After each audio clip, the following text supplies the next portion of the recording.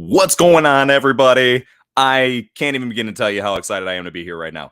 I am stoked beyond belief to go ahead and talk about this movie with you. In case you're not sure what movie I'm talking about and somehow you have missed the title, I'm talking about Doctor Strange in the Multiverse of Madness. Seriously, I'm pumped, if you can't tell already, as far as right from the get-go with the intro here, right? I'm just down to get into it.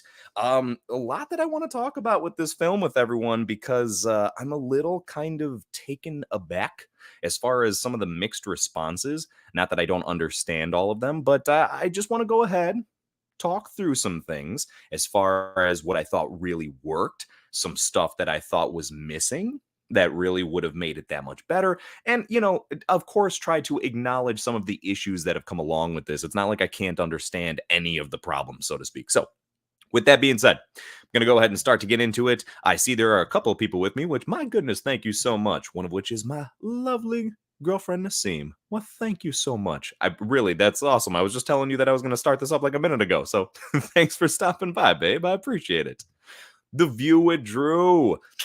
Had a feeling you'd be stopping by. There was something in my gut that was like, I don't know. Something tells me that the superhero stream is a-going. Drew's going to be coming by. Pleasure to have you, man.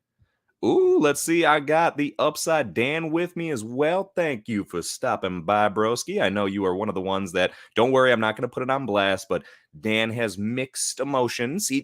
When I say that, I'll let him speak for himself because, cough, cough, I'm going to wow, I messed that off entirely. Let's reverse that. Cough, cough. I'm going to be doing more videos on this movie. Cough, cough. Probably with Dan. That was all a terrible way to say that Dan's probably going to be on another stream with me. And hopefully, man of movies, aka dad of movies, because he just had a kid. What's going on? Solo. It is good to have you, Shane. I appreciate you stopping by, bud. Ooh, I want to go ahead and mention, wow, this is great. I'm going to shout him out because I can now. I mean, not just that you're my buddy, but I can finally tell people, go to Solo's channel.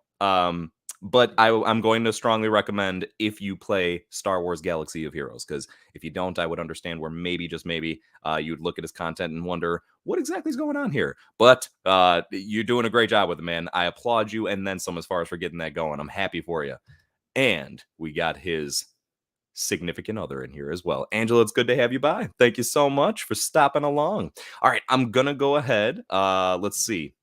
Real quick, I saw this pop through for a moment before I get into a rant here. Saw Multiverse of Madness today. It was good, but there's certain things about it that were slightly disappointing and have some points I would like to bring up. Okay, fair enough, Drew. See, I hear you loud and clear. I got some stuff I want to bring up as well. I'm going to start off by saying right off the bat, though, I liked this way more than I disliked it.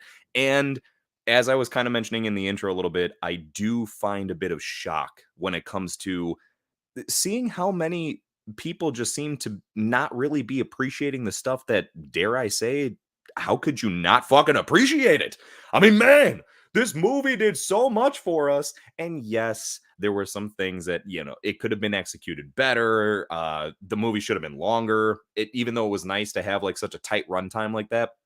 Nonetheless, let's go ahead. Let's jump into some things. I want to start off by just mentioning that I put this into the title. I usually don't even bother doing this with my videos. Spoilers galore. Okay, so if you don't want to know anything about it and you haven't seen it yet, this is your only chance. Okay, this is your only warning, and then it's going down. So as I give you a quick moment here, I'm going to go ahead and just read through this stuff that came through. Dan saying, yeah, I like the movie enough, but I do have mixed emotions on it. I just got home from my second viewing, and I feel about the same, but maybe I like it just a little bit more. Hey, I'll take it. If it's something more in the positive direction, totally fine. And you know what? You're entitled to your own feelings. Even if it came back the second time around, you're like, oh my God, what was I thinking that first time around? This is a fucking hunk of shit. Well, then that means so be it. I would heavily disagree with you, but at least it would be your own opinion there, and you're entitled to that, like I said. Let's see. Angela saying we saw it Saturday. Mixed bag for sure. Totally fair. Totally fair. And you know what? I want to get into as far as where I think maybe why. Well, I guess just everything in total. Because I can't stress enough that although I don't share the opinions of being overly back and forth, I'm way more for it than against it. But as I discuss this through here, you'll just hear me acknowledge as far as there's going to be a lot of things where I have no problem pointing out something. It's like, look, if this didn't work that well, it didn't work that well. If the script wasn't that great, right? Let's just go ahead and start off with that just for shits and giggles here. The script in itself is a bit of a mixed bag. There are some moments of it where there's some dialogue where it's like, this is some compelling, powerful stuff that's just like placed in there ever so nicely. And then there was a lot of it that was like when you're reading a comic book, and a comic book, unlike a novel, there's very limited dialogue, right? It's much more about the visuals. And yes, I'm not trying to like push away the story of a dialogue or with the dialogue of a comic book, but you know what I mean? There's just like kind of less to be taken in there and had. And that's what it felt like with this movie. Everything was at such a fast pace. It felt like the fast forward button was on the entire movie, which led to, unfortunately, some of the discussions and conversations feeling as though you were almost reading a comic book panel. Like they couldn't fit too many words in here, so they had to just bleh, right, say like this real quick. Um, Part of me is okay with that for a little bit of it, and then part of me has a bit of an issue, for a lack of better terms there. So first and foremost, before I get any further, I just realized I'm using my phone as a hotspot, and my phone's about to die. So I'm just gonna plug this shit in. Otherwise, it's gonna like lose connection as I'm doing this. So hold up a moment. Hold your horses. Hold it. Don't worry. Charger's right here. Charger's right here.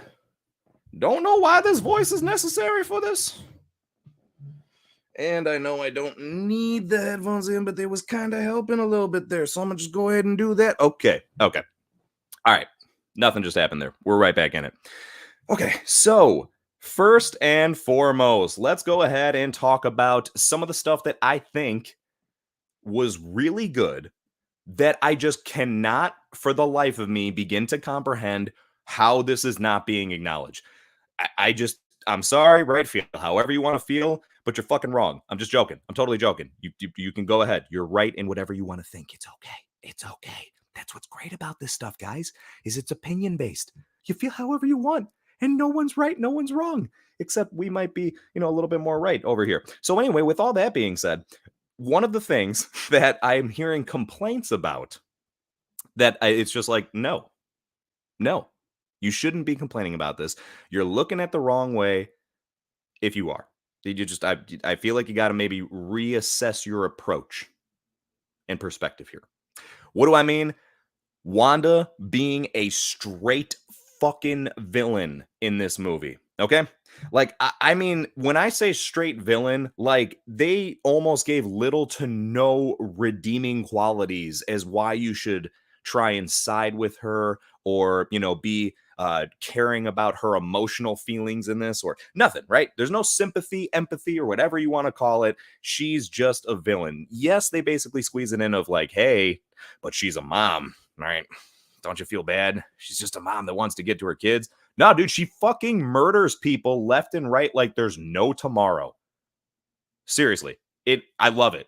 I absolutely love it. And that's the thing is when it comes to like complaints, I don't get why. Now, I'm about to make a comparison here that I apologize in advance to anyone who is, maybe not trying to get double spoilers at once. So bear with me. I'm about to make a reference to Game of Thrones. So sorry again, but here we fucking go. It reminded me of when people were like extremely nuts about Daenerys Targaryen taking her evil turn at the end of Game of Thrones, right? How all of a sudden last season she ends up going ape shit, right? Uses her dragon to burn down all King's Landing, fucking massacres basically the entire town. It's insane. Now it's a bit of a different story. I'm not trying to say like it's the same thing here. Not even in the slightest, okay? And I'm not saying I completely understand and I'm okay with the whole Game of Thrones situation. I have mixed emotions on that too. But this is the part that I don't understand how it's not being acknowledged. What the fuck makes anyone think that doesn't make sense? I mean, right? Well, let's break this down. Like, well, whoa, Jace, what do you mean? What do you mean? I'll tell you what I mean. These are deeply, deeply traumatized characters in the sense of their personal trauma that they've gone through of like losing basically everything and never really having too much good introduced in their lives at all. And the bits that are so small and fragmented that when they're stripped away from them, it hurts that much more because that's all that they have. Here's what I mean. People seem to kind of think, from what I've been hearing and gathering, that like, oh, I don't really like such a drastic turn for Wanda. Yeah, it's a bit too much, man. Right? How? Well, because like I don't think she would just turn that evil. You know what I mean? Like she was just straight murdering people. Like, dude, no, she's a hero. Since fucking when, honestly? Like, let us not forget, folks, that Wanda was introduced to us as a villain in Age of Ultron. This was the first introduction for the MCU. She's a villain. She's one of Ultron's. I don't want to say one of his pawns, but eventually kind of becomes something like that before her and her brother have their more slightly heroic turn and everything. And do I feel like she was heroic-esque at one point? Yeah, absolutely. Do I think she's a full-blown bad person? Nah, no. I mean, not really. I think she's more so got like really good intentions, but a little too self-centered and focused as far as conceited, right? She's very, very, very conceited and focused on herself. And I mean, that's just evident in all of her choices with everything that she does. It's always just kind of to better her own situation, not really kind of taking into consideration anybody else's scenario. And if you disagree with me, watch WandaVision. But anyway, so with that being said, to circle back to this, right, we got Daenerys Targaryen from Game of Thrones who lost everything throughout the course of the show, and hence the reason why it's a little bit understandable, for lack of better terms, that when she's lost literally everything that has kept her at bay, and then now there's no one left to talk her off the ledge. Yes, would you hope that she's learned enough and grown enough and take enough away to not act like that anymore? Yeah, of course. That would be phenomenal. But it's not the most illogical or unreasonable thing to see them go through that. And I feel the same exact way with Wanda here. When you take into consideration that we get the full scope of her story, from Age of Ultron up to now through WandaVision, and here we're looking at a person who lost their parents at a very young age, was only with her brother, and had not exactly the greatest life as far as in the country they grew up in, from what it seemed, and as far as how it was described all the way through of what we've seen her in the MCU. Then she has her brother, right? The only person that she spent the majority of her life with now, only member of her family left. Brother dies in Age of Ultron. And not like MCU dies, right? Where he comes back the next week. No, like dies. Okay, all right. Well, this is pretty shitty so far. Then we go on as far as to she loses vision. She finally finds somebody that she can genuinely love. Vision. And then he dies. She has to kill him, and then it doesn't mean shit because Thanos goes and reverses stuff and then does whatever he needs to do, right, to get the Mind Stone from Vision, and then kills him again anyway right in front of her. You imagine how fucked up that would be if someone convinced you to kill the person you love the most, and then they brought him right back to life in front of you and then killed them again themselves? Okay. Now, this is none of what I'm saying here is trying to justify Wanda's actions, like in the sense of like, oh, come on, I think she was right. No, but look at where she's coming from. Now, let's take it a step further once more. You go through the story of WandaVision, okay? And when WandaVision's taken place, although she has created a fabricated reality, right? She's got her kids, fake kids, and Vision, fake Vision in this case. And then what happens at the end of that story?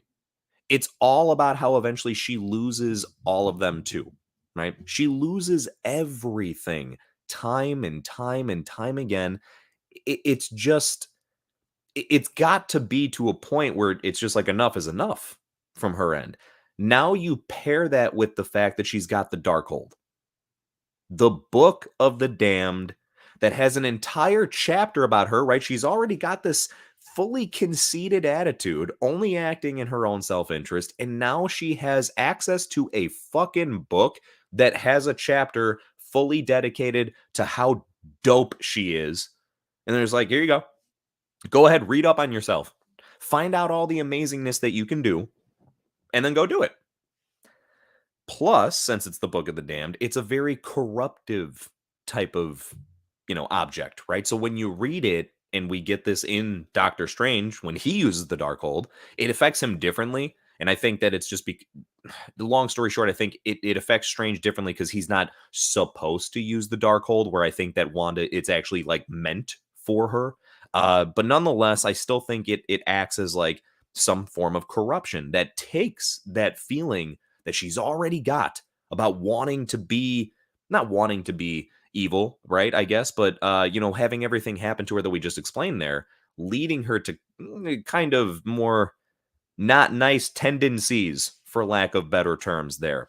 You mix that with the Darkhold, and I think it just once again makes a lot of sense as to how she puts such an evil turn here into this movie. And again, I feel like it justified in the sense of for the story's sake, right? As far as like, would we think, yeah, that's okay that she went on a murdering spree because of that? No. No, no, no, no, no, no. But that's not to take away the fact of it makes sense from her own personal perspective as to how she got to where she is. So, right, all that being said, I feel like that's the long way of just throwing in. I don't understand where the fuck the complaints are coming from about, oh, I don't like that Wanda's so evil. How is she so evil? Why'd they turn her like this for this movie? What? Did you not fucking watch anything leading up to this? You know? I don't I don't know. I don't know. And on top of that, I want to go ahead and mention one couple more things about Wanda before I pop in. I noticed that some more comments came through, so I appreciate it. I appreciate it, and I don't mean to go ahead and dismiss those. So overpowered. What? This is another complaint that I've heard is, man, Wanda's just so overpowered now. Now, this is one thing that I try to be more forgiving on because, look, I myself, as much as I love to talk about how I know source material or I'm familiar with it, I'll easily and very quickly admit I don't know everything or even close to that as far as with the comics and all the backstory of what's going on here. There's a bunch of shit. There's a lot of history to all of this. However, I am absolutely aware of the fact that Wanda is a Nexus being and is hands down considered one of the most powerful slash dangerous characters in all of Marvel. Not just of the X-Men, of the Avengers. No, all of Marvel. There are not many characters. I'd say that I'm not familiar with them all, so but I'm going to take a wild guess here and would accurately state. I'm going to try and throw a very educated opinion out here. I'd say there's probably less than 10 characters that could full-blown defeat her at her full strength. Maybe more. But I don't know. See, that's where again I'm not too sure. I could probably be schooled like a motherfucker on that at some point. I have no idea. But I'm gonna go ahead and say probably around the range of about 10. And I'm trying to very much just emphasize of it's insane how powerful she is. Which I mean, I'm gonna throw out as far as like I think that's why it's kind of funny that there's a little bit of issues when it comes to the Illuminati popping up in this movie and how quickly she decimated all of them, which I have a little bit of issues here and there too. But here's the thing is they never stood a fucking chance. It does not surprise me. I wanted to see those characters do more. I'm not surprised that they died that fast. Okay? There's a big difference there. Big difference.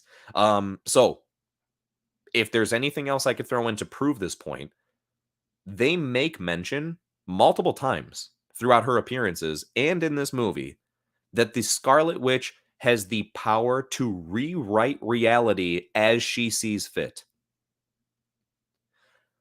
And then we still want to start to make some comments about she's overpowered to some extent?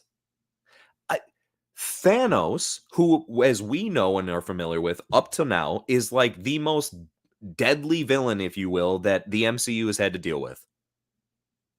He needed a fucking Infinity Stone slash whole gauntlet to be able to do the whole reality wiping at his will. She could just do it. Is it a bit over the top? Yeah, but are they making that up for the sake of the movie? No. That's just how she is, bro. I don't know what to tell you, right? Read up some comics on the Scarlet Witch. Get yourself some education on it.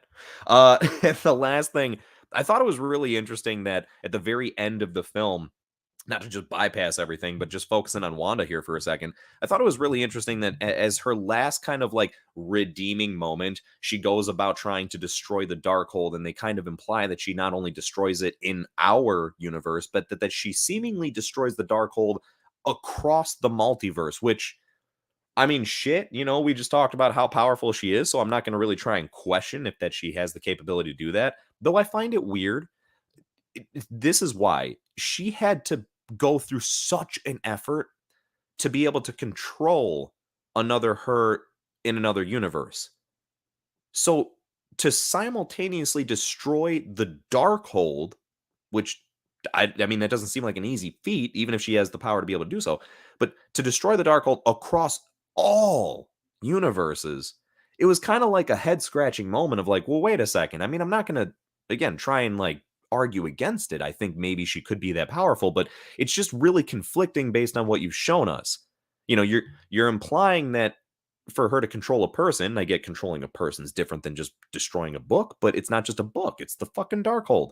So anyway, that's one thought I had, which I was just like, okay, it's a little, maybe unbalancing as far as the way they were describing powers. The other thing I was wondering though is the Darkhold is made clear in this movie that that's not the true issue. The Darkhold is a copy, as Wong calls it, right? Because he takes her to Wundagore Mountain, and that is like the actual Darkhold, if you will. So it just kind of made me think, did she destroy just the Darkhold in all universes, or did she crumble Wundagore Mountain in all universes? Because, I mean, I would think that that would actually be the, way to truly save everything, if you will. I don't know. Let me know what you all think. And while you're thinking that, and apologies, as far as I know, a lot of stuff came through, and hope I didn't lose too many people as I was just going on a rant there. Be prepared. I mean, there's more rants coming. I'm just letting you know in advance. And thank you for bearing with me, because I hope there's some interesting shit in there. It's the only reason why I'm babbling. Drew was coming in. Tell me if you guys agree. After Charles Xavier died, would it have been great if Hugh Jackman Wolverine showed up, found about Charles' death, and helps Strange fight Wanda? If they spent more time in universe or Earth 838 is, I believe, what they designated that. I'm nearly certain that's what the number that was that they threw out there. Then maybe, if it was fleshed out a little bit more, I'm kind of glad they didn't spend too much more time in that universe. I would have loved to see just a smidgen more, but this is where we start to get into the whole murky water of like the cameos and how many cameos should there have been? Should there have been more? Do they do enough with the ones that they had? It would have been difficult to start to incorporate too many others without it feeling forced. Whereas the Illuminati in this movie, I don't feel as forced in the fucking slightest. Like I legitimately feel like it was the most organic way they could have fit them into the movie. I thought it was very, very nicely done. With that being said, again, if they spent more time there and it was kind of emphasized that there were maybe more heroes that were within the Illuminati facility, right? Like almost like an Avengers Tower type thing where there's been different comics or cartoons where the Avengers literally live at Avengers Tower. I don't know why I'm saying that. Like they did that in the movies too a little bit. I forgot. They had like their rooms and shit. Wanda had a room and everything. So yeah, you get my point, right? Where they're actually living there. If that was the case and you had other main heroes living at the facility, so they kind of were right there when stuff was going down, so it would be understandable as to how there was such a quick reaction time, then yeah, I guess I would have seen it. It's funny because apparently Hugh Jackman, from what I understand, was never even interested in the slightest to be in Multiverse of Madness. I know that there was heavy rumors of it at one point, but the rumors were actually to say that it was going to be Wolverine played by somebody else in this movie, which based on the movie, now that I've seen it finally, you know what? I gotta say, I'm actually really happy that they didn't do that. I'm glad they gave us our first brief introduction to the X-Men. I know they don't really say X-Men, but there's something else. There's a couple details there. We heard the X-Men theme when Professor X came in. He's got his signature yellow chair. I mean, there's no way you could try to say like, "Oh yeah, no, there's no way the X-Men don't exist in that universe." Yeah, they probably fucking do. Okay? Just because they didn't say it doesn't mean they're not there. Um but I would have liked, or I wouldn't have liked, I'm sorry, if they would have just kind of like shoehorned a new Wolverine in there. Because this was not really like with Captain America Civil War when we first saw Spider-Man and Black Panther, and it was like a very nice introduction to those characters, um as well as serving as a Captain America story. And maybe they could have done it like this based on the flow of the movie at as it is. I don't know where they would have squeezed it in, but nonetheless, I wouldn't have been like against it. I'll tell you that right now, right? If fucking Wolverine would have popped up, who the hell's gonna be mad about that? And I was going to bring up that even though Hugh Jackman seems to have seemingly never been down for Multiverse of Madness, he is apparently down for Secret Wars, which is what I believe is their next Infinity War slash Endgame event that they're leading to. It was definitely a Sam Raimi film, Shane says. Yes, it was, my brother. Yes, it was. Especially the latter half of it. And I think it makes sense. I mean, I don't want to say like the first half had no elements of him, but really, really the second half. If anything, actually, I could say with the first half of it, the reason it still had a Sam Raimi touch was it always felt as though you were in the same New York that his Spider-Man was in. Like the way it was designed, I don't know why. It's kind of weird because I'm not saying it looks drastically different than the other forms of New York we've seen in MCU movies, but it would have been believable that like Tobey Maguire's Spider-Man would have been just right down the street. That's just how it looked and felt. But yeah, and then on the latter half of it, when it became like a straight well, I'm gonna bite my tongue a little bit. Not a straight horror movie. I'm gonna take back some words there, but very horror-esque for an MCU film. Yes, you are, John. Yes, you are. Let's see. Angela saying, not bad for me. Just 1 second. What is it? Just 1 second intense slash scary, and the next second comically cheesy. Okay, okay. I felt like they were trying to rein it in, not to go too dark, to keep it PG-13, maybe. Yeah, actually, Angela, that's probably it's really, really a fair point as to why maybe it just didn't even go like fully there.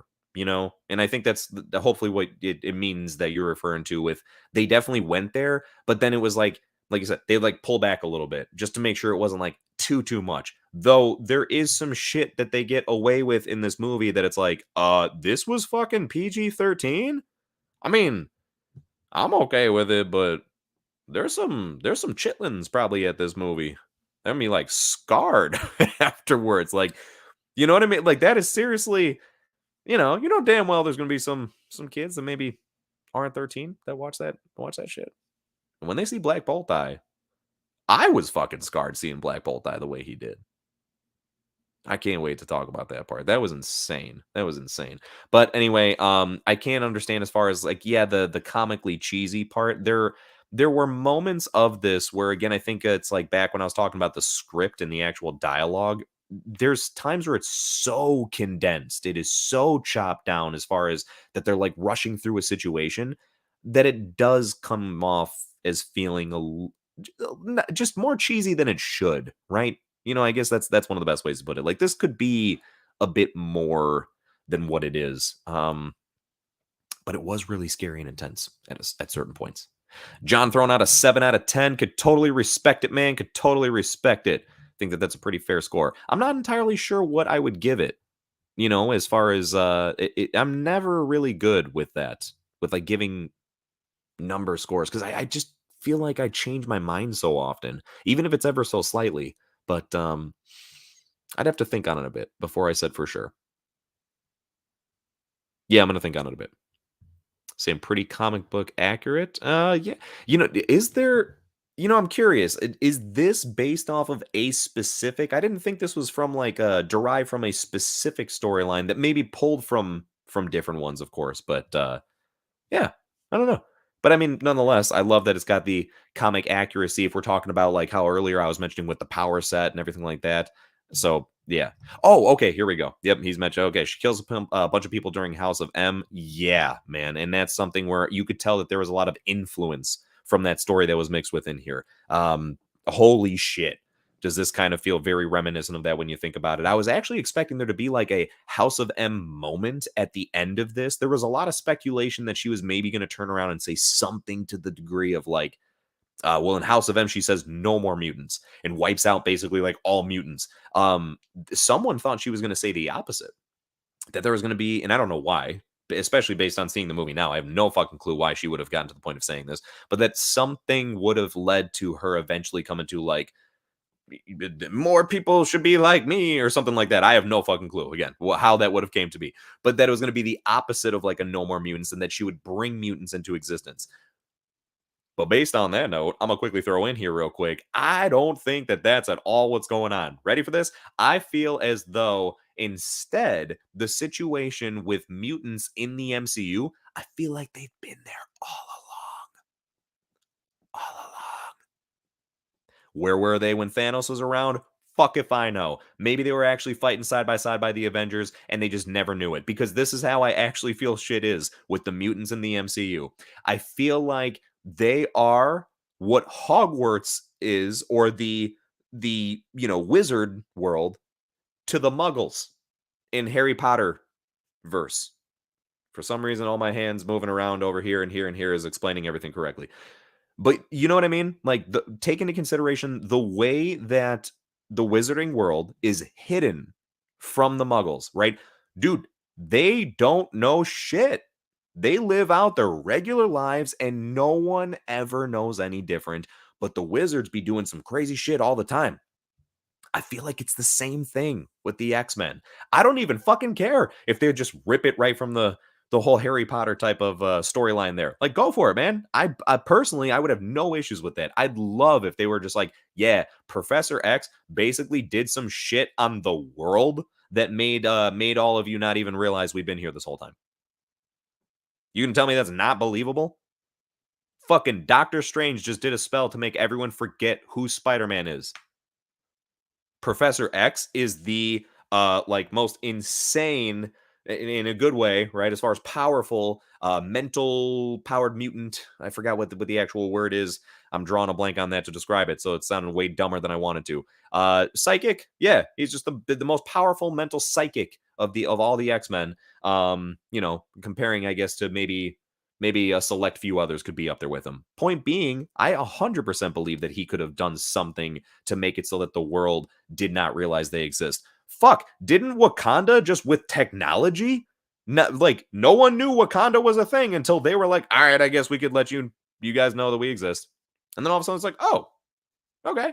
So point being, right, it seems way more believable to me that that's the story they would go with, and it just seems like I have no issue with it. I would accept it. It's way better than the fucking excuse of the Eternals. We were told not to interfere unless it was deviants, even though Thanos is half deviant. That's the whole point of in case you didn't know, in the comics, Thanos is half deviant. Like he's a Titan. That's the species he is, but he's a Titan with a deviant gene. But no, that was not worth getting involved in.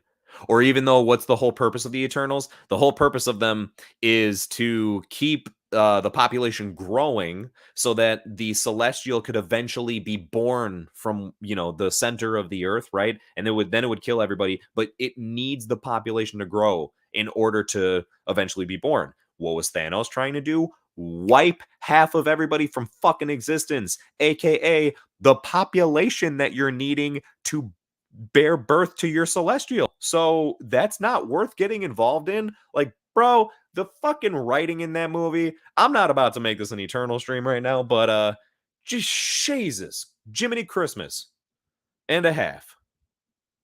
That fucking movie. straight up, straight up conjured a Kree. Yes, he corrected himself down here. Kree fleet and killed Hawkeye. Yeah, man, that comic I never got a chance to read it front to back. I don't think, but I've seen a bunch of snippets of it, and it pisses me off actually that I don't haven't gotten a chance to see the whole thing or read the whole thing. I mean, got to get me some House of M up in here. Shane throwing in, I just don't get the point of bringing in Black Bolt. Just a waste them. Totally useless of what they could have done with them. Okay. All right. So here we're starting to tread into territory of like, Shane, I get you. But hear me out, my bro. Hear me out. Okay. Do I think that it would have been cool to see more? Right. I was kind of saying this from earlier. Did I want to see more? Yes, I absolutely did. However, after having this sink in, what my like lasting feeling is this is not the end for any of that. Like it's almost kind of surprising that, and maybe it's just because you hope to see more of like this specific version, but it's kind of surprising that we're not taking into consideration the fact that this is the multiverse. And the Illuminati that we just saw is one of an infinite number of Illuminatis throughout the multiverse. So what do I mean by that? Bro, Black Bolt getting decked out the way he did as quickly as he did is shitty, kind of, because it was like, oh my God, I'm finally seeing Black Bolt in the MCU. But I'm not concerned in the slightest that it's like, oh, is that the only time we're going to see Black Bolt? No. Just like I feel, oh, is that the only time we're going to see Reed Richards or the Fantastic Four? Well, that's a little bit easier to answer. They've literally already confirmed a Fantastic Four movie and everything like that. But right, point being, even if they didn't announce that, still would have had a very like kind of just almost relieved feeling. Like to me, that's what this is. It was like a feeling of relief of fucking finally, bro. They're acknowledging all of this. They're acknowledging the Inhumans. They're acknowledging the Fantastic Four. They're acknowledging the X-Men. And it's funny, that's actually one of the points that I had to bring up as far as the positives that I just don't feel like is getting acknowledged or recognized as much as I feel it should, to be fair. Again, it's not to discredit anybody's opinion. Like Shane, like drawing back to this comment that's on the screen right now. Dude, I agree. It is a bit discouraging because at the end of it all, what did we really get from Black Bolt? Him murdering their Doctor Strange in a dope way, by the way. I mean, come on, let's at least acknowledge real quickly that that was fucking amazing to see Black Bolt use his powers to the full extent like that. I shouldn't even say full extent. He fucking whispered and he decimated, annihilated, disintegrated that Doctor Strange, right? So that was really epic, and I thought that was cool. And yes, I think that it was a bit of a shit way to go out, but I don't even care at this point. That death was so epic, and it just really kind of like set the tone for what was going on. Dude, there was like the wind was sucked out of my theater for a moment when Black Bolt died. And I don't think it was from disappointment. I think it was like from people. It was the one time I've ever bothered to look around at people in the theater. I never do that. I never fucking care. I mean, sometimes I'll look at the people that I'm with at the movie, right? Like I've gone with you, then I'll like pop out, like see your reaction to something. Otherwise, I never like kind of just like look around and glance. When Black Bolt died, I just immediately was like everyone else fucking reacting to this, and they did, dude. It got weird in a good way. It served the purpose it needed to for this story. That's the thing that I think needs to be really kind of focused on and taken away, is it served its purpose for this story. And thank goodness it's only one universe in the plethora, endless, vast field of the multiverse. So I think that this was just more so a very nice, soft introduction to Black Bolt. I don't know if we'll get Anson Mount as the main Black Bolt in the MCU, but I wouldn't rule it out at this point either, I guess. But nonetheless, I think it's just to say, hey, here's to introduce you to the concept of this type of hero. Even though there wasn't much said, and you're probably wondering what the fuck is going on, who was that, and where did he come from? That's what they want. They want you to, right, be like intrigued like that, because they're aware people probably don't know much about them, or if they do, they don't know as much about them as the characters that are in here now. and it's to build that intrigue. So I think again, it's just like, man, that it's to serve his purpose in the story. That's why they brought him in, just to waste him like that. Excuse me. Angel's saying, no idea what I would have done had my family been taken away. Probably would have went batshit crazy as well. See, here we go. Bringing some validity to the point of Wanda being the villain that she is. I mean, again, I just, you know, I I don't see how it's that far fetched that she went so nuts, right? So I don't know. I don't know. More like 3. I'm taking a wild guess into say, okay, yeah, hold on. I just saw this come through. So stronger than Wanda. I'm gonna say, okay, I'm gonna still say maybe more than 3 because, and I'm listen, I'm only saying that because I just heard someone else mentioning about it, and they threw out a few more characters that I was like not really aware of, and when they said it, I was kind of like, all right, hold on, let me double check some shit, and after like looking into it, it was fair. It was fair to be said. Do I know for sure if that's what would go down? I don't fucking know. That's what's so cool about talking about it. So, um, but anyway, that would be an interesting topic to go over specifically. Who could actually beat Wanda?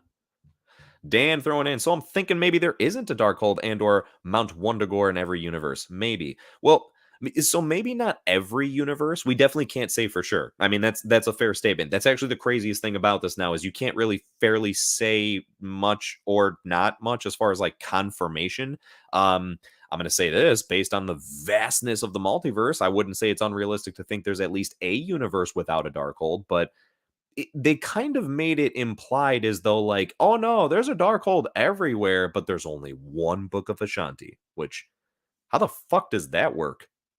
I mean, literally, like, what? Now, I don't need a whole movie about it, but like, I would think it'd be kind of interesting to hear the story as far as like the why. Why is there only one Book of Ashanti in the entirety of the multiverse? You know, but there could be literally endless amounts of Darkholds, which are seemingly more dangerous to a certain extent. I don't know. That's just kind of confusing. But anywho, Shane throwing back in already got new Captain Marvel. Now Wolverine would have been too much. Yeah, and now here's the thing. That's not, remember, that's not new Captain Marvel. That's just a variant Captain Marvel. So that was the one that we got in Multiverse of Madness was Maria Rambo. So go back to WandaVision, right? And think about Monica Rambo, who eventually gets her own set of powers towards the end of the show. So Monica is Maria's daughter. And Maria was in the first Captain Marvel movie. So Maria was like Brie Larson's best friend, slash, co-pilot or whatever. And yeah. So anyway, this was just a universe where Maria ended up becoming Captain Marvel, but she's a different case scenario. Like I picture that we will get, Fantastic Four back. I don't know if Patrick Stewart himself is coming back, but I do think that we will get new X-Men and potentially a new variation of Professor X himself. But yeah, I can definitely say that like Maria Rambo as Captain Marvel, I think that was truly a one and done thing. Like, I don't think that that's something that we should anticipate to be seeing coming back at all.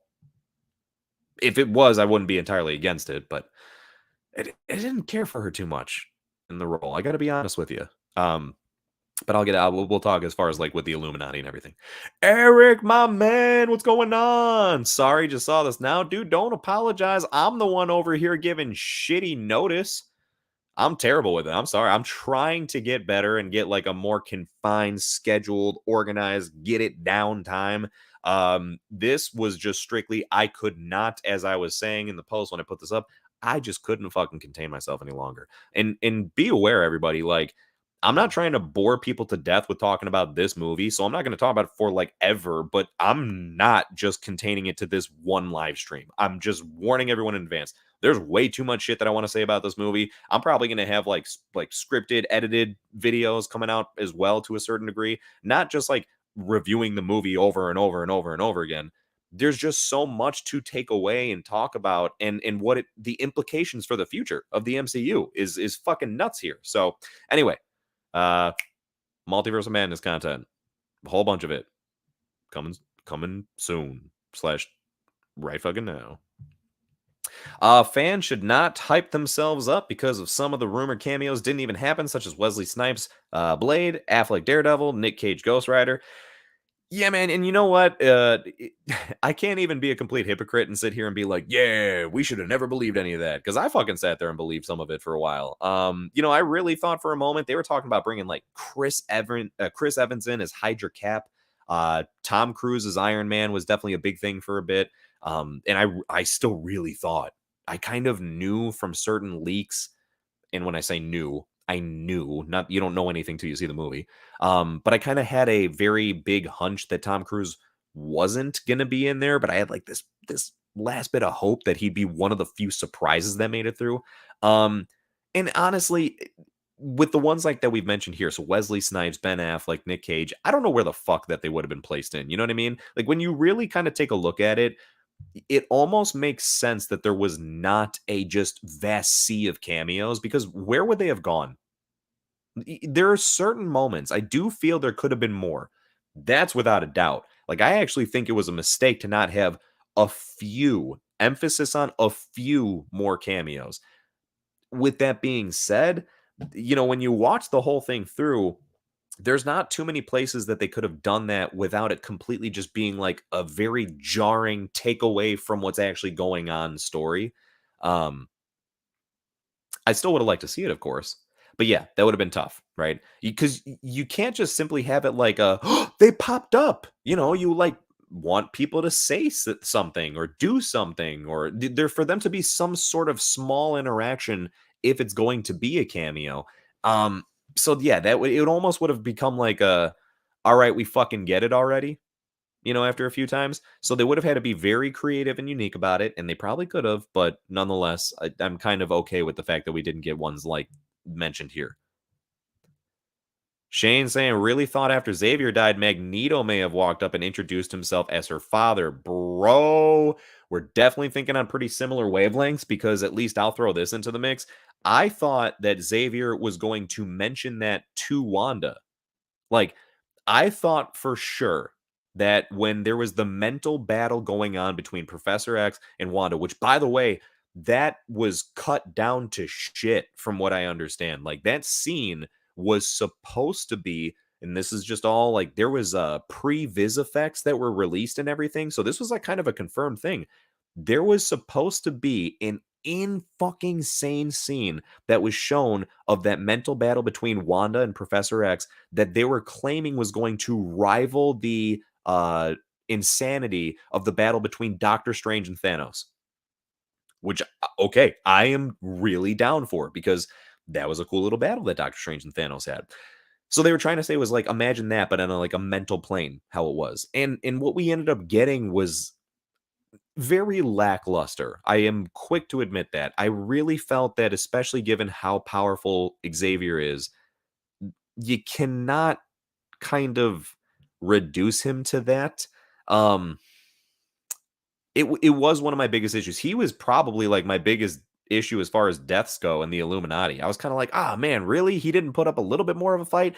He arguably should have put up the most of a fight. I mean, I still think Wanda should have won. I don't think he should have survived and made it through or something, but I think he should have been the one to give her the most run for her money, right? Still definitely get decimated, but most run for her money. And then drawing back to this, I thought for sure one of the ways that he would have done that is by mentioning the fact that she has a father in this universe, right? Hey, you don't just have kids here, you also have a dad. And I mean maybe that wouldn't have maybe that wouldn't have helped. Maybe it just would have made her been even more hell bent on taking over the Wanda from this universe because it's like, all right, well now you're just saying I have more family? Fuck yeah, I'm in. Um but I did think that that's something that would have been really cool. Or maybe since this Xavier is already aware of the multiverse, I don't understand the limitation of his own powers as far as if it could, exceed his own universe. But let's just say there was like a multiversal Cerebro or something like that. I think it'd be dope if he was able to kind of like immediately let her know, like, because there's a Wanda in their universe, not like he's never spoken to her before, be able to like remind her of, hey, there is also like a father out there. You know, you lost a brother. There's a brother out there. You lost a husband. You know, there's a husband out there for you and everything. So was surprised that there wasn't at least a mention of Magneto. Eric saying, I love this so much. I'm seeing it for the third time tomorrow and I can't wait. I am jealous. Usually, Eric, I know we say it in a very lighthearted way as far as you are always on the money of seeing a movie like boom, boom, boom, boom, boom when it comes out. And normally it's just kind of like, man, how could you see it so many times in such a small time frame? This I understand. And I don't say that like, oh my God, I'm so obsessed with the movie. I could just watch it over and over and over again. No, but it's something that was so exciting and fulfilling. I mean, again, issues. Please understand issues like a motherfucker, and I can acknowledge them. But I had such a good time with it. I really did, and I would love to go see it again. Because I've only got a chance to see it once so far. I'm dying to see it again. The runtime also does help with rewatchability. You know, so even though I 100% wish it was about 15 to 30 minutes longer, the upside of it being 2 hours and 6 minutes is that it's pretty fucking easy to kind of like breeze through between the pacing of the movie and the runtime. Yeah. Yeah. Ooh, isn't Jean Grey more powerful? When she's in Phoenix mode, I want to say that potentially she's on par, but I don't think so. And again, this is something where look, I'm not going to sit here and act like I fucking know this, guys, like for sure. But I will say this. I do think that once again, in Phoenix form, Jean Grey is potentially going to hold her own against Wanda, maybe give her a very big run for her money, maybe even get the upper hand. But something tells me from what I happen to know, and just again based on how much there is this lore behind the Scarlet Witch and what the immense amount of power that she has, I want to still kind of lean towards Wanda in that one. So I don't. Apparently, maybe I'm wrong. I still would kind of lean towards what I mentioned there, but Shane is saying Jean is one of the few stronger than Wanda. And again, at least if that's the case, and all I'm going to stick to is it's got to be when she's in Phoenix form. Like, there's no way regular Jean Grey is more powerful than Scarlet Witch. Oh, Dan confirmed about when he saw it again, everything, and yeah. Glad that you liked it a little bit more. Jace, why didn't you help fight Thanos? Because I was fucking live streaming about it, my guy. I'm sitting here wondering, I'm like, hey, you know what? While the Avengers are fighting Thanos right now, you know what I'm sitting here wondering? Where the fuck are the Eternals?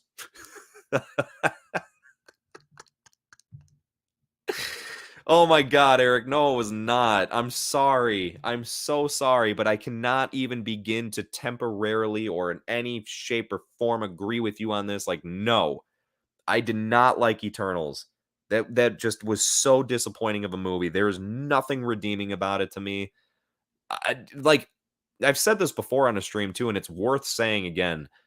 I want to do a breakdown review of that movie. I really do. I've already got like a title for it. I've already even started writing the intro and everything because it's Marvel's Justice League. There we go. Boom. The spoiler, whatever. But I can't get myself to write it because in order to do like a breakdown review, what I would consider properly, I could definitely just as far as like kind of go as best I can based off memory or try to look up like a plot synopsis and go based off that to kind of help fill in the gaps of what I don't remember. But ideally, I like to watch it as I'm doing a breakdown review, and I just don't want to fucking watch it again. I just every time I even think about it, I'm like, fuck.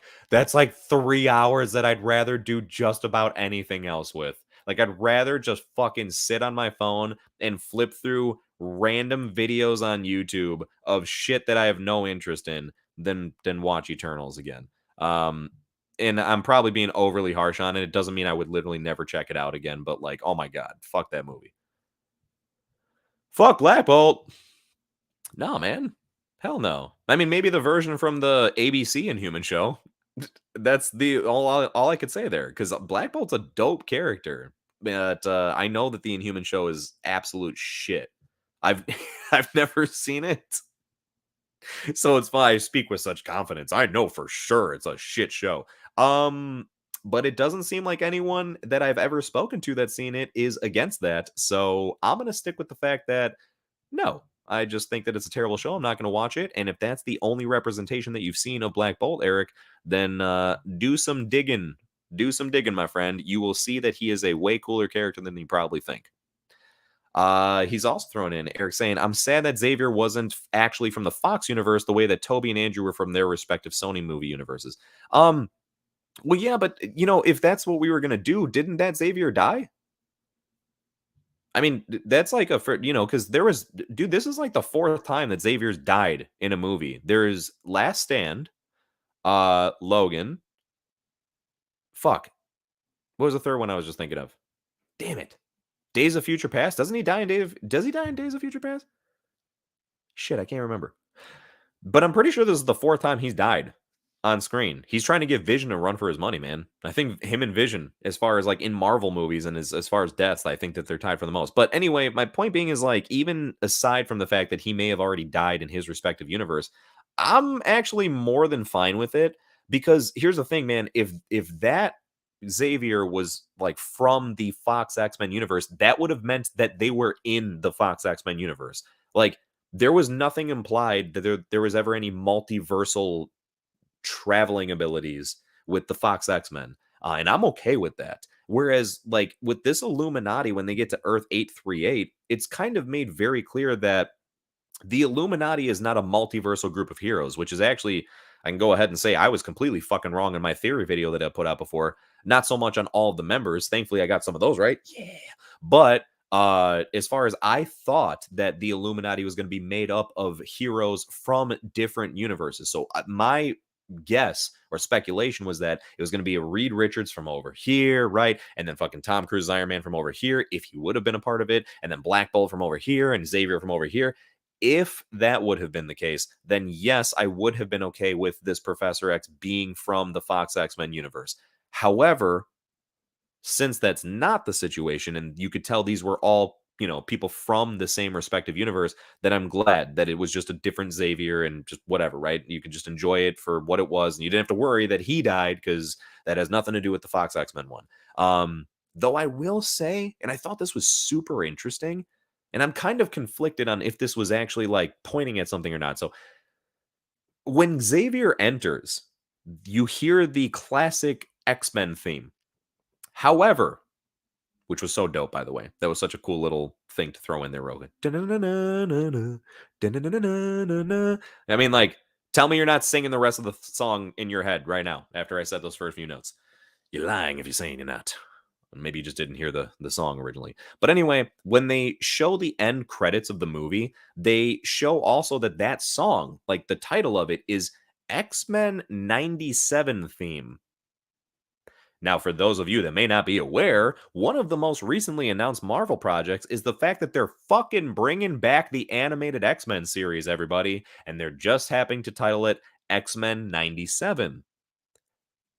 So, to this point here, Eric, maybe, just maybe, he wasn't the Charles Xavier from the Fox X-Men universe, but perhaps he was the Xavier from the X-Men 97 cartoon, which would be really cool and then really shitty at the same time because he fucking dies. So it's like, no, wait. Don't be that Xavier. But I did find it very interesting, once again, that they titled it as X-Men 97 theme. I thought that, I was like, huh, okay. Why would they go to the length to bother to mention that? If it wasn't that one. Dan saying, I appreciated the Illuminati scenes more in my second viewing. I could understand as far as like you're kind of prepared, they're coming and everything, and again, right, you're realizing they're serving a purpose. I'm hoping that was maybe something you took away, right? There is definitely a purpose that they serve. Why do we care about the asshole from Inhumans? God damn it, Eric, let him be. What did Black Bolt ever do to you? His death was the best of the Illuminati. Holy shit, yes, it was. Yes, it was. That I'm going to take a moment. I've already hinted at it a few times, and so I don't mean to beat a dead horse here, but I do. So when Black Bolt is about to do his thing, and then all of a sudden Wanda's like, nope. And then just all of a sudden, holy fucking shit, everybody. Whoa. That's all I could think. I was like, whoa, whoa, whoa, whoa. What the hell just happened here? Now, it's weird because from a fan's perspective of knowing certain bits of lore, and this is stuff where it's like I had to second guess myself, and I've meant to look it up since then, but I'm kind of conflicted, and only because of this. From what I understood, I thought that Black Bolt was invulnerable to his own voice. Like, in other words, he could not be harmed by his own voice. Now, apparently, that's not the case here. And I also thought he's got the little like tunic fork or whatever on his not helmet but his mask thing that he's wearing. He's got the little like fork thing on top, so that lights up when he's about to use his powers. From again what I understood, I thought he had the ability to either project his voice from his throat or to like designate it so that it was shot out of the fork instead. So and all I mean by that is like if his mouth was taken away like it was, then was there not the capability to shoot it out of the little fork? And if not, right, then not. And I could definitely be wrong about both those things, but I could have sworn that those were like for sure things about Black Bolt. If anybody knows for sure, throw it into the comments. I genuinely appreciate it. But regardless, okay. This is where now all of a sudden we got to throw multiverse logic in there, which basically means logic goes out the fucking window. So perhaps this was a universe where this Black Bolt was able to get hurt by his own voice. So even if that is a fact of like some other stuff means nothing for here. But when that happened, it was definitely a very big shock factor. And it was the one of the first moments for sure that I thought to myself, how the fuck did they get away with this? This is PG-13, right? How the fuck did they get away with this? Now, I don't mean that it was like a rated R type of death, but I do mean that it was like pretty ballsy for PG-13. But I loved it. I absolutely loved it. I thought it was so brutal and so great. That moment of panic when he realizes his mouth is gone and then starts, dude, holy shit. That was insane. And then I actually, again, that one was like kind of like understandable. I felt like Reed Richards, aka John Krasinski's dope portrayal of him. I don't give a fuck what anybody says. I love seeing my boy John as Reed Richards. That was dope. And I thought that there was definitely more than maybe he could have attempted to do. What? I don't know. I don't know. But I did think it was kind of funny that his first instinct was just let me stretch my arm out at you. Like, come on, man. Like, you did see what just happened there, right? And like that kind of implies that she must be able to do some shit. Like she made his mouth fucking peer without touching him. She just looked at him.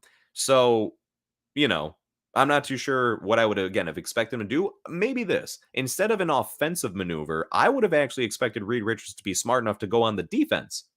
I would have expected him to be the one to try and immediately backtrack and like alert everybody else, and like maybe get some helpers to come in because that's actually, from what I understand, that's the section of the movie where the majority of the cameos were cut, or I guess just a decent portion of them. Supposedly, that fight with Wanda was supposed to include plenty of other cameo appearances of like other big heroes that maybe we were aware of who would have came in as helpers of the Illuminati for that scene. And again, if Reed Richards would have kind of like backed up, let Captain Marvel, Captain Carter, try to take on the brunt of the force there, and if he would have gone and called for backup, then maybe that could have been the case, and it actually would have been believable that they had more people come in and everything. But unfortunately, no. Unfortunately, it was just spaghetti. Oh, you're Mr. Fantastic, fantastic spaghetti. Because that's how it felt. He basically just got shredded into some blue noodles. Oh, shit. And then, it's weird that she took those two guys out like seriously just that quickly, right? Black Bolt, hey, he could take you out with a whisper of his mouth. What mouth? Boom, dead. Reed Richards, huh, dead.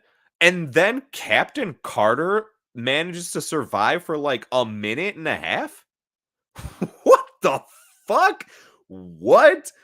How?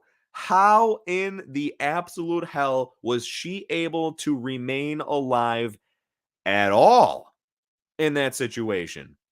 If you got the leader of the Inhumans, the strongest Inhuman, and the smartest guy, even though he kind of gave away what Black Bolt was going to do, so I don't know how smart that was, but the smartest guy in the world, Reed Richards, right? She's going to knock both them out like that. And then you, with your fucking super soldier serum and your shield, are going to do something? Nah, nah. Nah, and that's look, this is me saying that being I loved Captain Carter being in there. I really did. So I have no issue, right? I'm not sitting here going like, that's ridiculous that she fought her. No, I thought for visual sake, that was fucking great. This goes right back to what I brought up a couple times.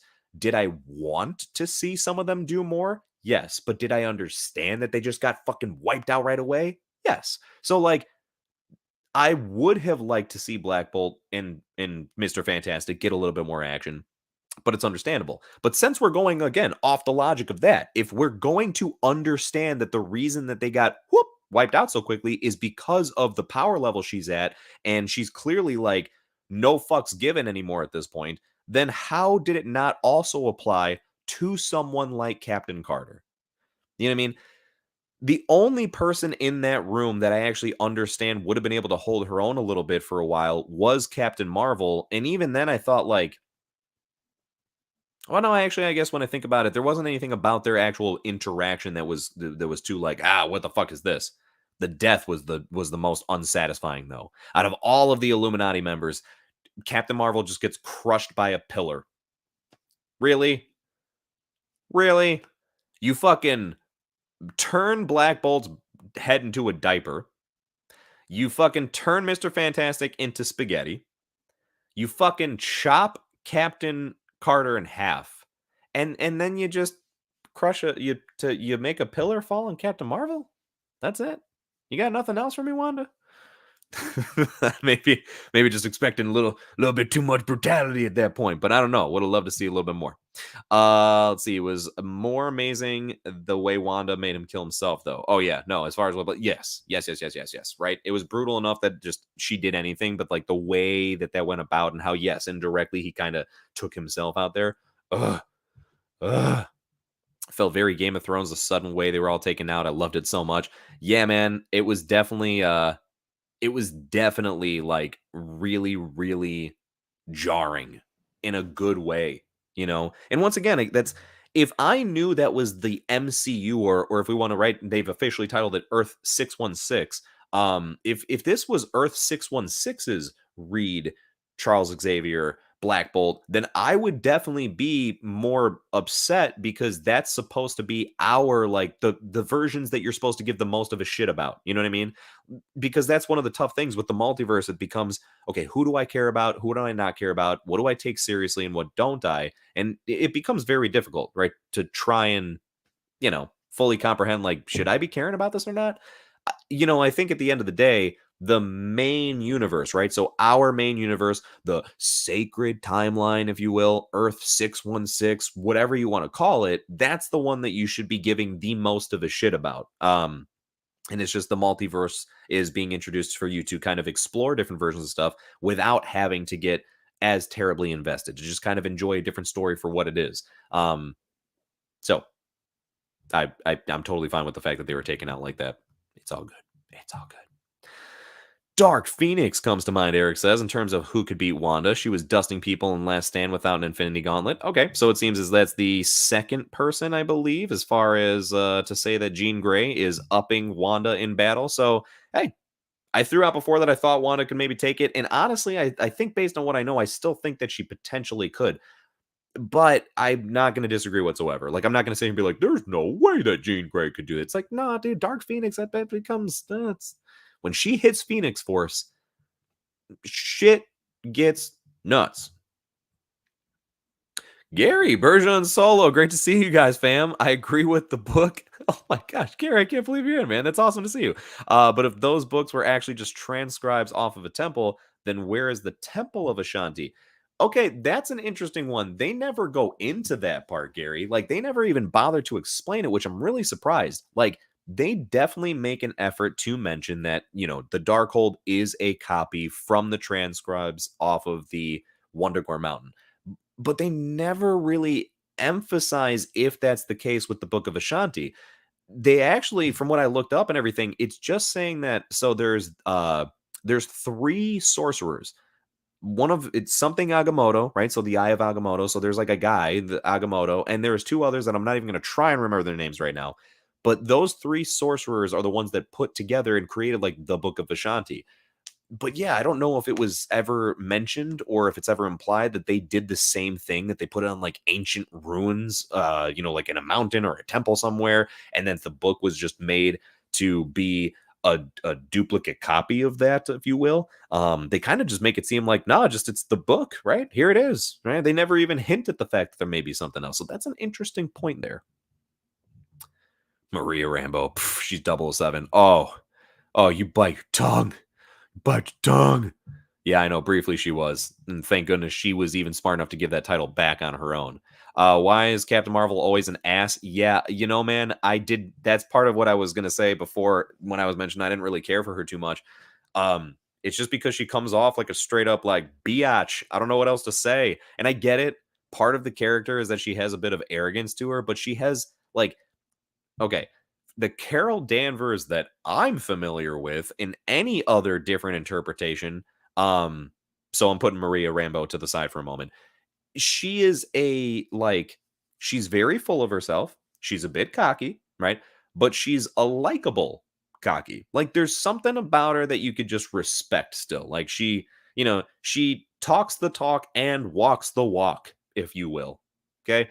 Whereas I don't know. Nothing about the Captain Marvels that have been shown in the MCU thus far have given me that same feeling. They're just like, I'm just the best because, and that's really specifically about like Brie Larson's, I guess. There's not enough backstory on Maria Rambo's Captain Marvel in this to be able to say that same opinion.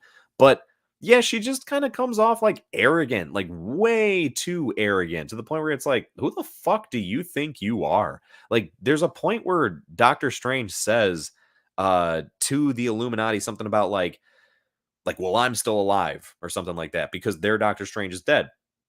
And then Maria Rambo's like, for now. And it was like, what the fuck was that supposed to mean? Did you just threaten him?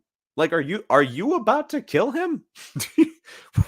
Is that how you guys compose yourselves over here? You get someone from a different universe and you're just like, nah, fuck you, man. You might die. You watch your mouth. And I get it's because they very much suspect Doctor Strange is like the biggest threat to the multiverse. But yeah, just had a bit of an attitude that was like very off-putting. Yeah, even if it's not the best MCU movie, it's probably the most interesting in my opinion. Okay, okay, definitely fair. Yeah, I wouldn't say it's the best one, but it's up there, man. Like this is one of my favorites for sure. I thought RDJ might be back as Iron Man from another universe. Oh, okay. So ready. Oh my god, I can't wait to talk about this. I can't wait to talk about this. Okay. Whew. All right. Sorry. Okay.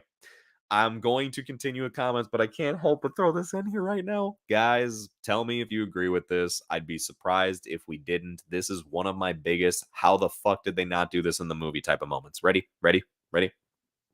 So it's in essence like in the same vein of what you're talking about here, Eric. So I thought one of the biggest missed opportunities of the movie was the fact that we never got a chance to be introduced to an alternate Doctor Strange or a variant Doctor Strange, if you will. And hear me out. I understand that yes, we did see multiple versions. In totality, I believe there was 4 different versions of Doctor Strange, including ours, that we got in the movie. So Defender Strange, the one that we saw at the very beginning of the movie, who then eventually has like the zombie, that's kind of taken over at the end. Our Strange, there's the Strange from the Illuminati that we saw from Earth 838, and then there is Sinister Strange, right? Which, by the way, is unfortunately not the one from What If. I was totally wrong on that as well, which is a fucking bummer, but it's all right. Kind of makes a little bit of sense. They were different takes on the character. So 4 different Stranges. When I say a missed opportunity of a variant Strange, I'm implying how the fuck did they not get another actor to step in and play Doctor Strange for just a cameo's sake, right? Not, of course, to take over anything, but just to show, whoa, there's a universe where it's like, I'm not me. And the reason I guess I don't understand why they didn't do this was number one, it would have added to the madness. It would have added just another layer of complexity to this multiverse of madness that's going on, right? He gets very accustomed to, okay, I'm in a new universe. I got to go find me. Well, how insane would it fucking be if he went to the Sanctum Sanctorum, found some schmuck standing there, and he's like, yeah, I'm looking for Stephen Strange. And he's like, yeah, that's me. Who the fuck are you? All of a sudden, it's like, I'm Stephen Strange. I don't get why they wouldn't do this because they've already introduced this concept before multiple times in the MCU. In Loki, we see many different variants of Loki, right? I mean, one's a kid, one's an old guy, one's a fucking alligator for crying out loud, right? So we see that there are different Lokis throughout the multiverse. And we do see that, yes, there is another Tom Hiddleston as well. And there's probably a shit ton more that look like Tom Hiddleston. There's probably a shit more that look like the other variants too. And then we get No Way Home, right? Now, this one is different because we are already aware as fans, like we've seen Tobey as Spider Man, we've seen Andrew Garfield as Spider Man, but nonetheless, it's the same concept. They took the time to make sure to introduce the fact that, hey, look, everybody, this is not three different Tom Hollands, although that would be kind of cool to see another Tom Holland from, like from a different universe, but it's three different Spider-Man. They're all Peter Parker, but they look different. So why on earth was there never a point where there was a different Doctor Strange that he got a chance to interact with? I thought that would have been amazing. And now, Eric, to tie it into what's going on with what you just said, ready for this? I already think it would have been cool for just another actor to step in. And please do me a favor, if right, whoever's watching, leave comments that I trust me, I will eventually get to. Leave comments of who you think could have played another variant of Doctor Strange. Like, who do you think would have been good as it? As you're leaving those comments, I'm gonna throw this into the mix, and this may be of asking for like way too much.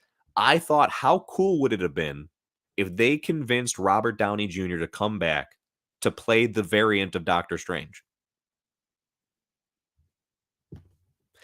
Maybe it doesn't float anyone else's boat. I don't know. But to me, thought that would have been fucking really cool if he would have again gone to the Sanctum Sanctorum and all of a sudden sees Robert Downey Jr. turn around. And all of a sudden, if he's like, Tony? And then he's just like, no, Steven, who are you again? Like, I'm sorry, how did you get in here? And like, go, whoa, whoa, whoa, whoa, whoa, whoa, Steven?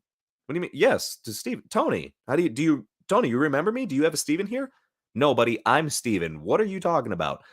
And eventually realizing that, holy shit, Robert Downey Jr. is the Stephen Strange in this universe. And I think it would have been kind of a fun little playful thing. They both played Sherlock Holmes. They both have enough of the similar, it's mostly like the facial hair and shit and a little bit with the hairstyle, but right, there's enough similarities there to where I would have bought it, dude. I would have been like, yeah, okay, I'm down with this, especially because I'm not saying now all of a sudden fucking Robert Downey Jr. is going to get his own Doctor Strange movie. Again, that's the fun of the multiverse, of just that they could have thrown that in. And I will take it one crazy ass step further because we're in the multiverse of madness. So why the fuck not? If they would have gone as far as bringing Robert Downey Jr. back as a variant Doctor Strange, then how fucking cool would it have been if, like, all of a sudden, maybe this is a little too on the nose and too ridiculous, I don't know, but that if Benedict Cumberbatch played a variant Iron Man in that same universe. So in the same one where RDJ is Doctor Strange, Benedict Cumberbatch plays Iron Man for, like, again, just for like a scene that where he's in that universe. Holy shit. I don't know. Is that just me that thinks that that'd be really cool? Maybe. When I thought that through, I was like, oh gosh, I'm like dorking out over here. Would have been absolutely amazing. Absolutely amazing. Shane throwing in, yeah, I thought White Illuminati Iron Man's okay. So Superior Iron Man is, like, I know the, like, kind of official title that it goes by, was about to come on and break Strange out of the glass box. Okay, dude, that would have been dope. Oh my gosh. I would have just loved for Tom Cruise as Iron Man to be in here. I'm still not ruling it out, by the way. And I think for anyone watching, like, don't rule that out. And don't trust what I'm saying here as if it's anything confirmed. Take this with a big, big ass grain of salt. But there seems to be still very much a possibility on the table of Tom Cruise's Iron Man coming in at some point. They once again are very much leading towards Secret Wars, it seems. To the point where like I don't even believe that they are potentially leading towards something else. It's definitely Secret Wars. And that's where a lot of the people are like cool with coming back. Like for example, Hugh Jackman, I was saying earlier, never was interested from what I understand of coming in for Multiverse of Madness, is interested in potentially coming back for Secret Wars. Ben Affleck as Daredevil said absolutely not to Multiverse of Madness.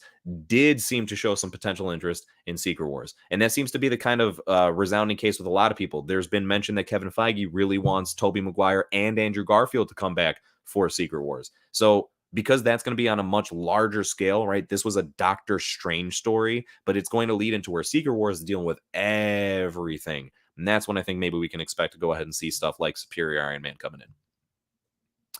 Eric's saying, but going in, I kind of feel like I would have kind of sort of known if there were big cameos, like how we all knew about Toby and Andrew going in, even though we weren't 100% sure.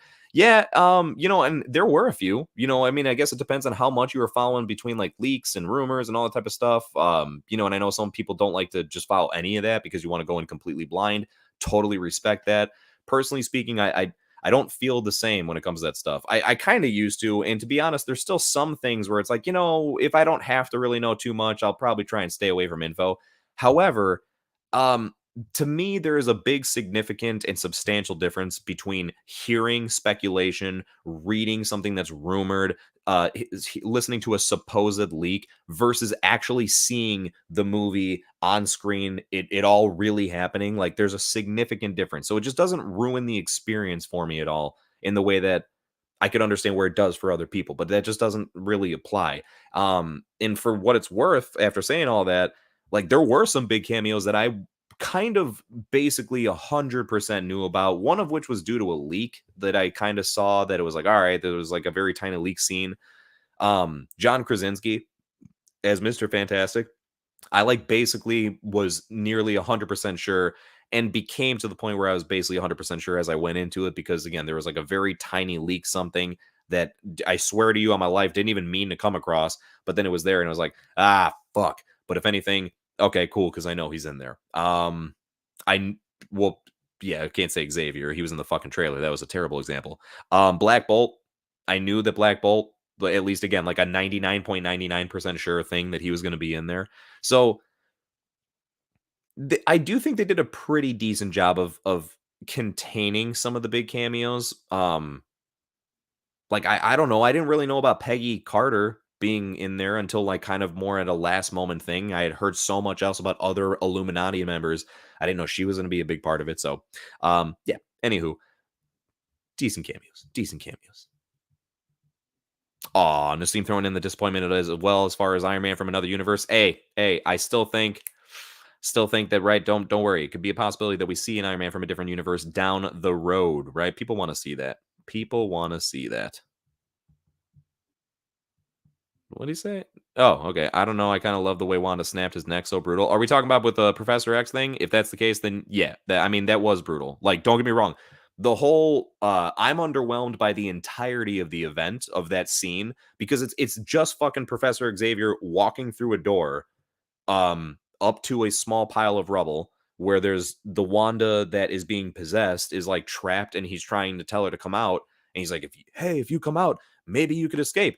I you know I'm sorry, but I have belief that he would be able to do something more than that, as opposed to just like him simply walking through and attempting to like what reach his hand out. It's not even like he was able to move the rocks or anything. Like you, dude, it's a mental battle, man. You're not confined to physical restraints. You're fucking walking, my guy. You don't even have a wheelchair. So like, why couldn't he have just like moved the rocks out of the way and cleared the rubble for Wanda? You know what I mean? Nonetheless, was expecting way more as far as visually from that scene. But yeah, dude, when that red fog came up and all of a sudden, like that demonic looking Wanda came up and snapped his neck. Because by the way, if you get a chance to see that scene again, notice it's not regular looking Wanda. Like she's all fucking like demon looking. It's nuts. Like some creature with like red eyes and like sharp teeth and shit. It's crazy. And yeah, that is really brutal when when she does that in the way that poor old Professor X goes out. Let's see. I see there was a little bit of conversation. I'm gonna go as far as try to catch up a little bit more with where we were at. Schofield, what's up, my guy? Glad you're here. I just came back from watching Multiverse of Madness, and it was absolutely awesome. I need to see more Sam Raimi films. Fuck yeah. Glad you're feeling that way, man. Seriously, it would have been totally fine either way, but super happy that you enjoyed it and glad that you are stopping by here right after watching it, because I know, at least for me, when I first get done with seeing something like that, the first thing I'm looking for is like, I need to fucking talk about this. Who's talking about it? I need to look stuff up. So hopefully this was fate, the fact that this stream was going here for you. Eric confirming, I've seen all of the Inhuman show and it is definitely terrible. That's all the official confirmation that I need, Eric. I appreciate it. So, oh gosh. Let's see. Drew throwing in. There was a rumored cameo that I did doubt would happen, and that was Thomas Jane's Punisher. He was good as the Punisher, but there was no way that him appearing would have made sense. 100% agree, right? And see, this is where it started to go off the deep end, right? People started getting to the point where they're like, oh, you know what? And I even said this at one point. Like, I can't be a full hypocrite here. I said this in the Cinema Squad group chat to my bros. I was like, you can expect anyone that's ever been in any previous Marvel project to possibly be in Multiverse of Madness. And I was dead fucking serious at the time when I said it. But that was way before I had a scope as far as like what this movie was trying to tackle. And before I realized how personal of a story it was more than anything else. And so based on that, I'm very, very happy that it was much more contained and that we didn't get just like straight up cameo villain. Out of all the cameos that we could have gotten, you're dead on the money, man. I think Thomas Jane as Punisher, like, is that cool that we got it? Yeah. But like, I don't really know how many people would be like, whoa, if that happened. I think it would just be more of like a, oh, wait, who that was Punisher? Oh, okay. Yeah. Okay, that was Punisher. That was Punisher. Where's John Bernthal? Did he? Oh, okay. Okay. Like, I feel like that's kind of how it would go as far as like the reaction to like when fucking Reed Richards popped up. You know, people were cheering in my theater when that happened. You know, whereas I think that that would just lead to straight up confusion. Let's see. There was never any multiversal stuff implied in the Toby or Andrew Spider-Man universes either. No, Eric, you're right, but it's they. What I'm trying to say is that like they're not responsible for getting to the MCU though. Right? With the X-Men stuff, like yes, they could have just landed in the X-Men universe, but there was, I guess, maybe to answer this better, there was never anything implied in the X-Men, Fox X-Men universe that were saying that they had Fantastic Four members or Inhuman members or anything like that. And again, they were making it distinctly known that Earth 838, those were all people from the same Earth. They weren't coming from different universes. And if they did, they sure as hell made no mention of that. So that's all that I really meant as far as like, I guess if that answers it better than just saying the X-Men weren't up to any multiversal stuff. And again, I know it wasn't the case with Toby or Andrew, but they were not responsible in any fucking shape or form for coming over to the MCU. They just got like sucked away from their universe. So regardless, though, fucking magic. Man, the logic kind of goes out the window a lot. Dan throwing in No Way Home, Shang-Chi, Multiverse of Madness, Black Widow, Eternals, best to worst for Phase 4 movies for you. Whoo! Okay. I would, the only thing I would switch is Shang-Chi and Multiverse of Madness. Because there's no way. And it just, that's totally fine. I love that people like that movie as much as they do. And trust me, I like Shang-Chi. I thought it was pretty well done, especially when I watched it the second time through. I was like, all right, I can appreciate this more for what it is. But I don't like it more than Multiverse of Madness. Like, not even fucking close, honestly. It's not even a fair discussion in my eyes. Like, Shang-Chi, Black Widow, maybe it's because they're much more of like focused on like one hero and they've got their couple of side characters. Whereas when you're getting to like No Way Home, Multiverse of Madness, Eternals, you're dealing with like much more Avenger level rosters. So it's kind of hard to compare it in that sense too. But just even just as a movie, I had nowhere near as much of a good time with Shang-Chi as I did with Multiverse of Madness. I keep thinking of Katie from Shang-Chi, how fucking annoying she was. I mean, she was all right, actually. She wasn't as annoying as she could have been.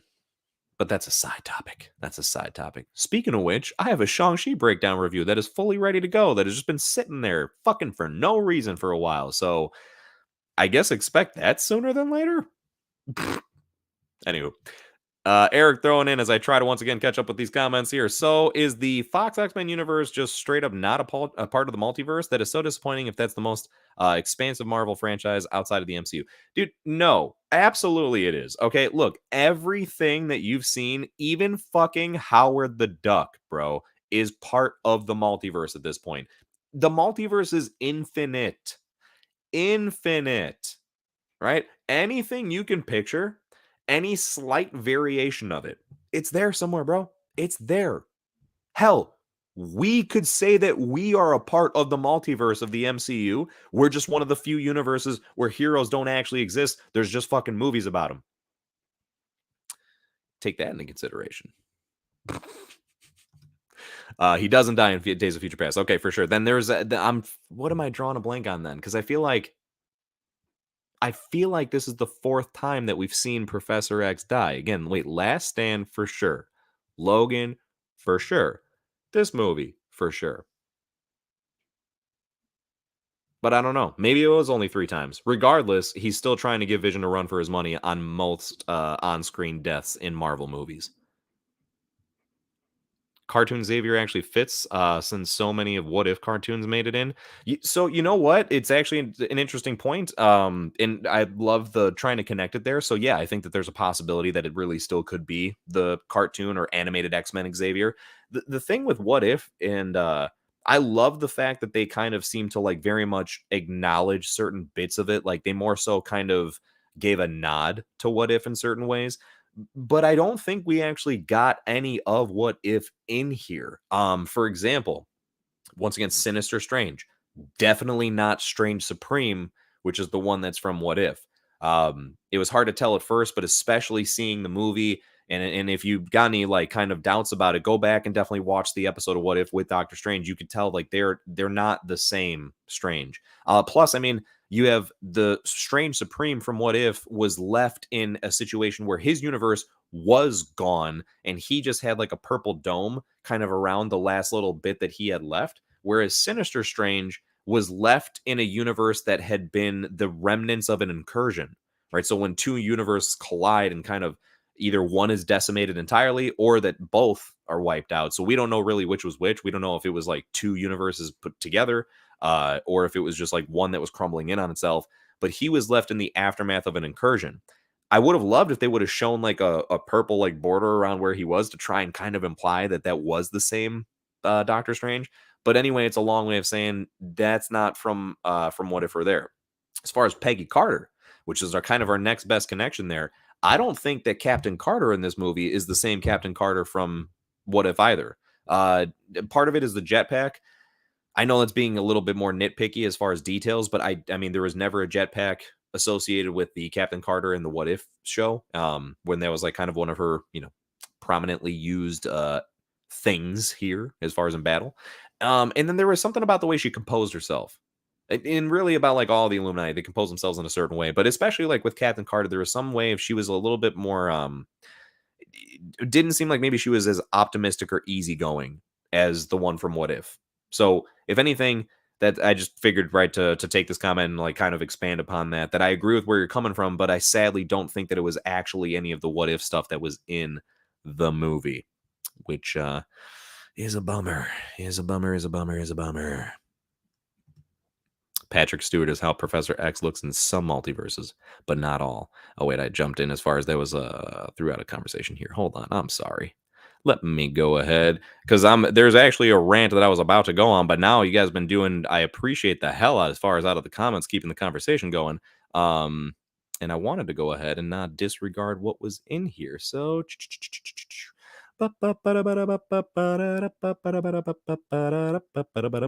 okay, just as we're starting to catch up, Captain Marvel's death was lame. Yes, indeed it was. Out of all the fucking things, she got like the death of like Cersei and Jaime Lannister in Game of Thrones. Here, let's just have a bunch of fucking rocks crumble on you. Okay. And I guess again, it's one of those where I'm not trying to downplay it like, yeah, she died, it was harsh and it was, whatever.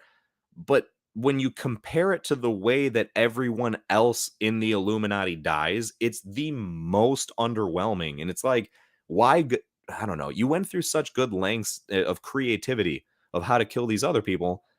And again, for her, it's just simply let's bring down a pillar and crush her. I don't know. Schofield, at least we now have an idea of who would win in a fight, Wanda versus Captain Marvel. Oh, yeah, dude. Wanda all day. Wanda all day. I just wish Mephisto showed up. You know what, man? I gotta say, I think that we do have maybe a legit potential possibility of seeing Mephisto in like a third Doctor Strange movie. Obviously, I'm not going to try and really run with that, right? You know, WandaVision was enough Mephisto hype for me to just be like, you know what? If it happens, it happens. If it doesn't, it doesn't. But I would go as far as saying that you know, I do think that there maybe there's a chance as far as for the third Doctor Strange. But you're throwing in Schofield. What a boss battle would it be if it turned out Mephisto is controlling her, especially since this is a sequel to WandaVision, and have him fight all of them? Totally would have made sense. So this is actually something that's been from the comics before too. So there's like that octopus looking creature, whatever the hell you want to call it, right? Where it's the big one eye. And I think for the movie, they went with Gargantos, which is definitely a character from the comics, but I think that it was supposed to be Shuma Gorath. And if I think it was something where like the movie rights to Shuma Gorath is like partially owned by like Universal or some shit like that. So they weren't allowed to call it Shuma Gorath. But nonetheless, the reason I bring that up is because in the comics, there is supposedly I can't remember which one it's called, but there's a storyline where Shuma Gorath is possessing Wanda to be evil, right? Like that's why she's being as evil as she is. I do think that would have taken away heavily from this here. Like, and the only reason I say that is because, man, I'm happy that they just went for it about Wanda being a villain. Like, I did not want that to not be the case. I wanted Wanda to be the villain. And I honestly feel like if they would have just alluded to her being controlled by somebody the way that she was controlling demons to chase after America Chavez, it really would have undersold or underplayed her own perspective and drive in the movie. It would have like just kind of deflated it a bit because it's like, oh, I guess she's not evil. Well, I guess we can't blame her for everything. No, I like the fact that it's on her. It's on her plate. Enough of this whole like, you know, seeming like, oh, we don't have to like blame Wanda. It's okay. She's a hero. Nah, dude, she's a bit fucked up. And it's time for us to acknowledge that, but in a good way. Like, it's awesome. I love her as a villain. Eric Thorne will never get Mephisto in the MCU. You know, man, I don't know. Just don't rule anything out. That's all. Schofield hashtag we need Mephisto in the MCU. Let's. Oh gosh, let's see. Let's see. Apologies, folks. Once again, want to go ahead and try and get down here. I'm almost. I think I'm close to where it's at with the time and everything. Wait, is the Evil Strange in this one in What If? I thought he was, but I didn't remember that being or that one going to Christine's wedding, which this Evil Strange mentioned going to. Yeah, dude, it's not the same one. Though hopefully that answer from what I was just saying before. But yeah, no, it's not the same one as What If. Illuminati was going to vote on whether to kill our Strange or not, right? Yeah, I think so. I'm pretty sure. I believe that was the whole intention. But then, like, dude, why did they need to, man? Because so there's a moment where Professor X basically like gives our Strange the A-OK to dip out. He's like, dude, you need to take America Chavez and leave. And it's kind of, it seems like it's a sudden turn because he was like on the same side as the rest of the Illuminati for a moment. And you kind of wonder, was he just saying that to go ahead and like get everyone else out of the room so that he could just kind of have a one-on-one discussion? But it didn't come off like that. I mean, you know, Mordo was still in the room with him too. I think he just read his mind, dude. I mean, it kind of like, I don't really understand actually how I didn't think of that, or maybe how anyone else wouldn't put that together. But I think he just basically was able to like read his mind, understand, oh no, dude, this guy's good. He's all good. He has no bad intentions. Like, this is, we're fine. And you know, if that's the case, then why the fuck did the Illuminati not realize that? Like, how did they not just be like, hey, Professor, could you read dude's mind real quick? And then be like, yeah, he's good. Okay, problem solved. So, yeah, I don't know. Maybe. Schofield, I get what you mean when you say other actors should play Doctor Strange, but if so, then Benedict Cumberbatch wouldn't have had that much screen time left, and it would have be a more Wanda-centered film. So I know where you're coming from, but hear me out. I don't think that every other Strange should have been someone else. I think we should have kept all the Benedict Cumberbatches that we got, right? So Defender Strange, Supreme, or no, we didn't get Supreme Strange. So Defender Strange, Sinister Strange, whatever the fuck we would call it, Strange 838, right? So the Illuminati one, and then our Strange. So all four of those. Dude, keep all four of those for sure. Especially because the Illuminati Strange, we see so little of him. We hear more about him than we actually see him. So definitely don't want to cut that one out. That's where I think, again, I think they should have thrown an additional one in. And just one, right? Not have a whole bunch of other people play him. Because yes, then I agree, it would have taken away, would have been a little bit too confusing, a little bit too weird, a bit too jarring, and it would make it hard to keep that focus on our Doctor Strange. But if they would have just had one, maybe even Robert Downey Jr. Although apparently Eric just doesn't agree with that. Or maybe Benedict. Yep, that's what I was saying, man. That's what I was saying. All right, so I don't know. It would have been a playful thing. That's all, right? I think, right, if we would have got Robert Downey Jr. as a variant Doctor Strange, dude, it's just because it's just a different universe out there where that happens to be the way it is. And I think if they would have not gone too far with it, right? If it's just more so like he popped up, got a chance to meet them, literally have like a minute or so of dialogue, like nothing crazy. You know what I mean? Like just kind of like chat it up, acknowledge each other, where it's like enough for the audience to let it sink in of holy shit, it's them, but they're reversed. It's like they're each other. Then that would have been really cool. Could have been cheesy, but hey, who knows? Who knows? Yeah, Dan saying need more stuff like that, more multiverse and more madness. See, and that's what I mean. Is like I think that it already was I love the multiverse stuff in there. I do think it was a decent amount of madness for sure. But tell me that would not have added a nice extra layer into there. How about Josh Brolin as Doctor Strange? Fuck yeah, dude. Why not? Why not? Right? And how interesting that'd be, right? So seeing him and just like hear the voice and just be like, I recognize that voice. And like maybe hear the voice before you show him. So the audience is even like, oh fuck, is it Thanos?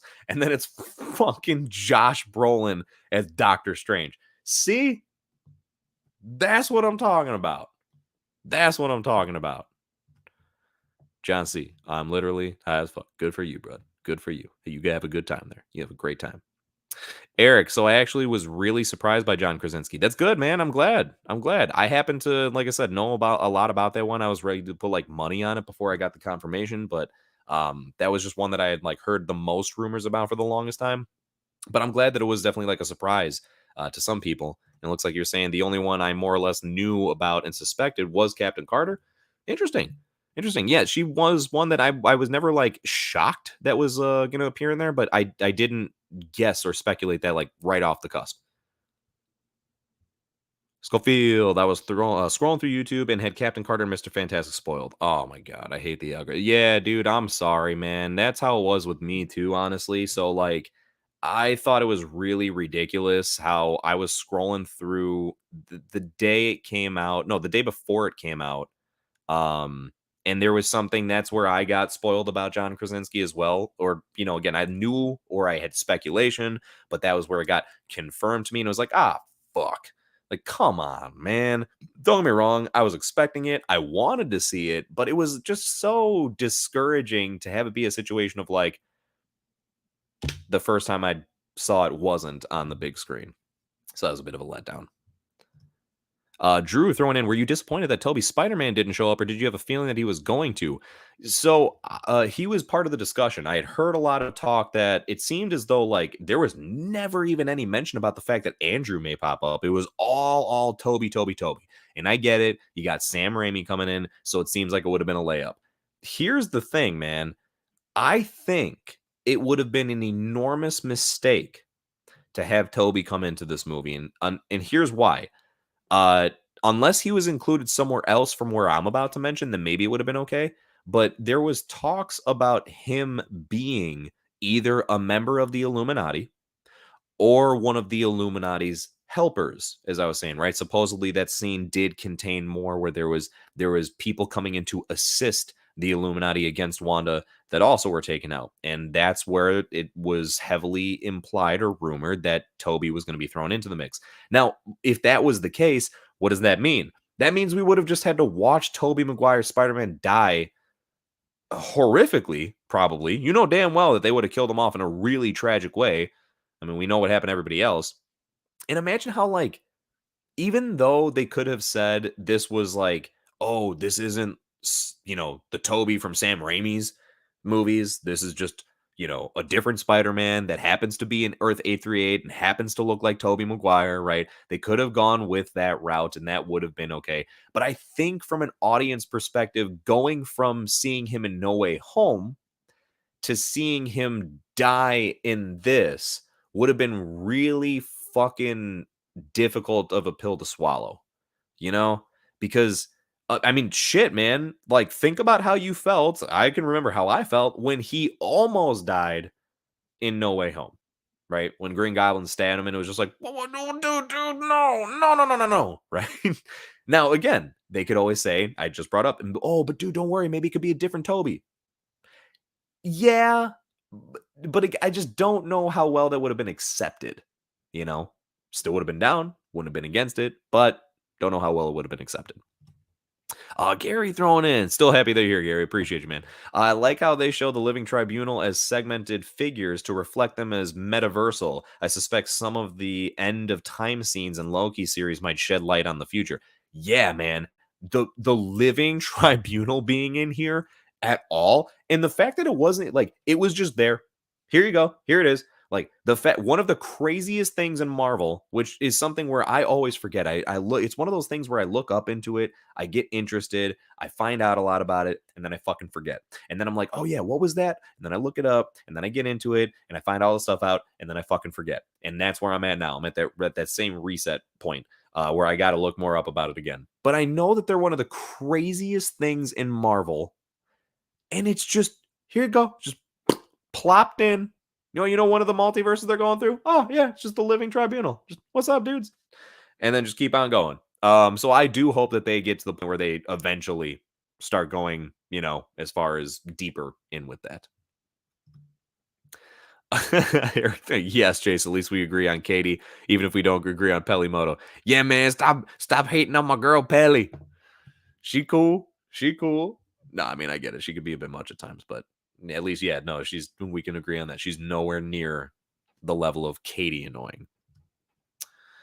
Yeah, but I do, Jace. I had more fun with Shang-Chi my first time than Multiverse of Madness, but yeah, I get it. I didn't expect it before seeing Multiverse of Madness. LOL. Sorry, I was trying to say that with like a real sassy tone.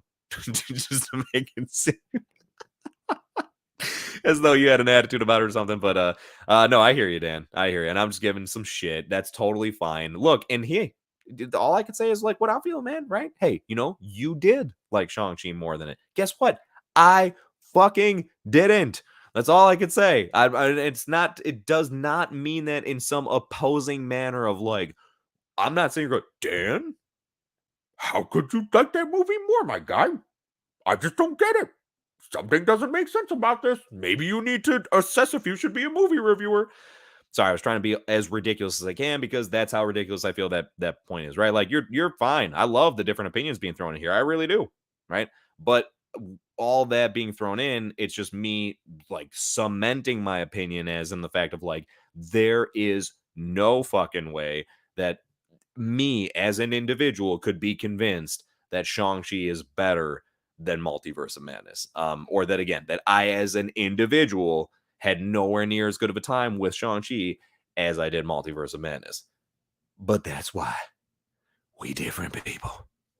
And I would love if on the stream when you come to talk to Multiverse of Madness about me, because I've talked for so long about other stuff, I didn't get a chance to say 90% of the stuff that I was originally going to say on the stream, that you can also tell me why you thought Shang-Chi was better and more fun in detail.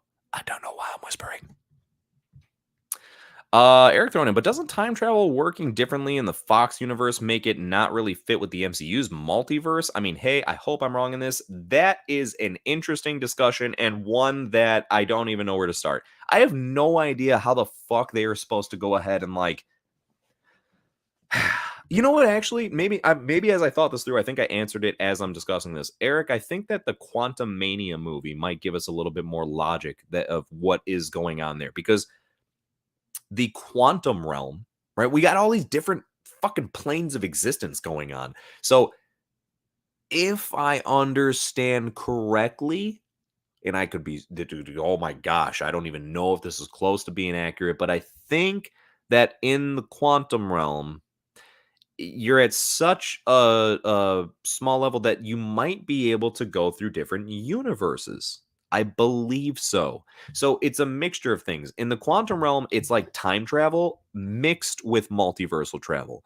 And I don't know if that's just going to make it more confusing, which it probably will, or maybe it'll make more sense and it'll give us some clarity as to what's going on. But I mean, here's the thing, man. We could even just say that the time travel in Fox X-Men universe is not the same as time travel in the MCU. Like they already treat it differently. So who the fuck knows, man?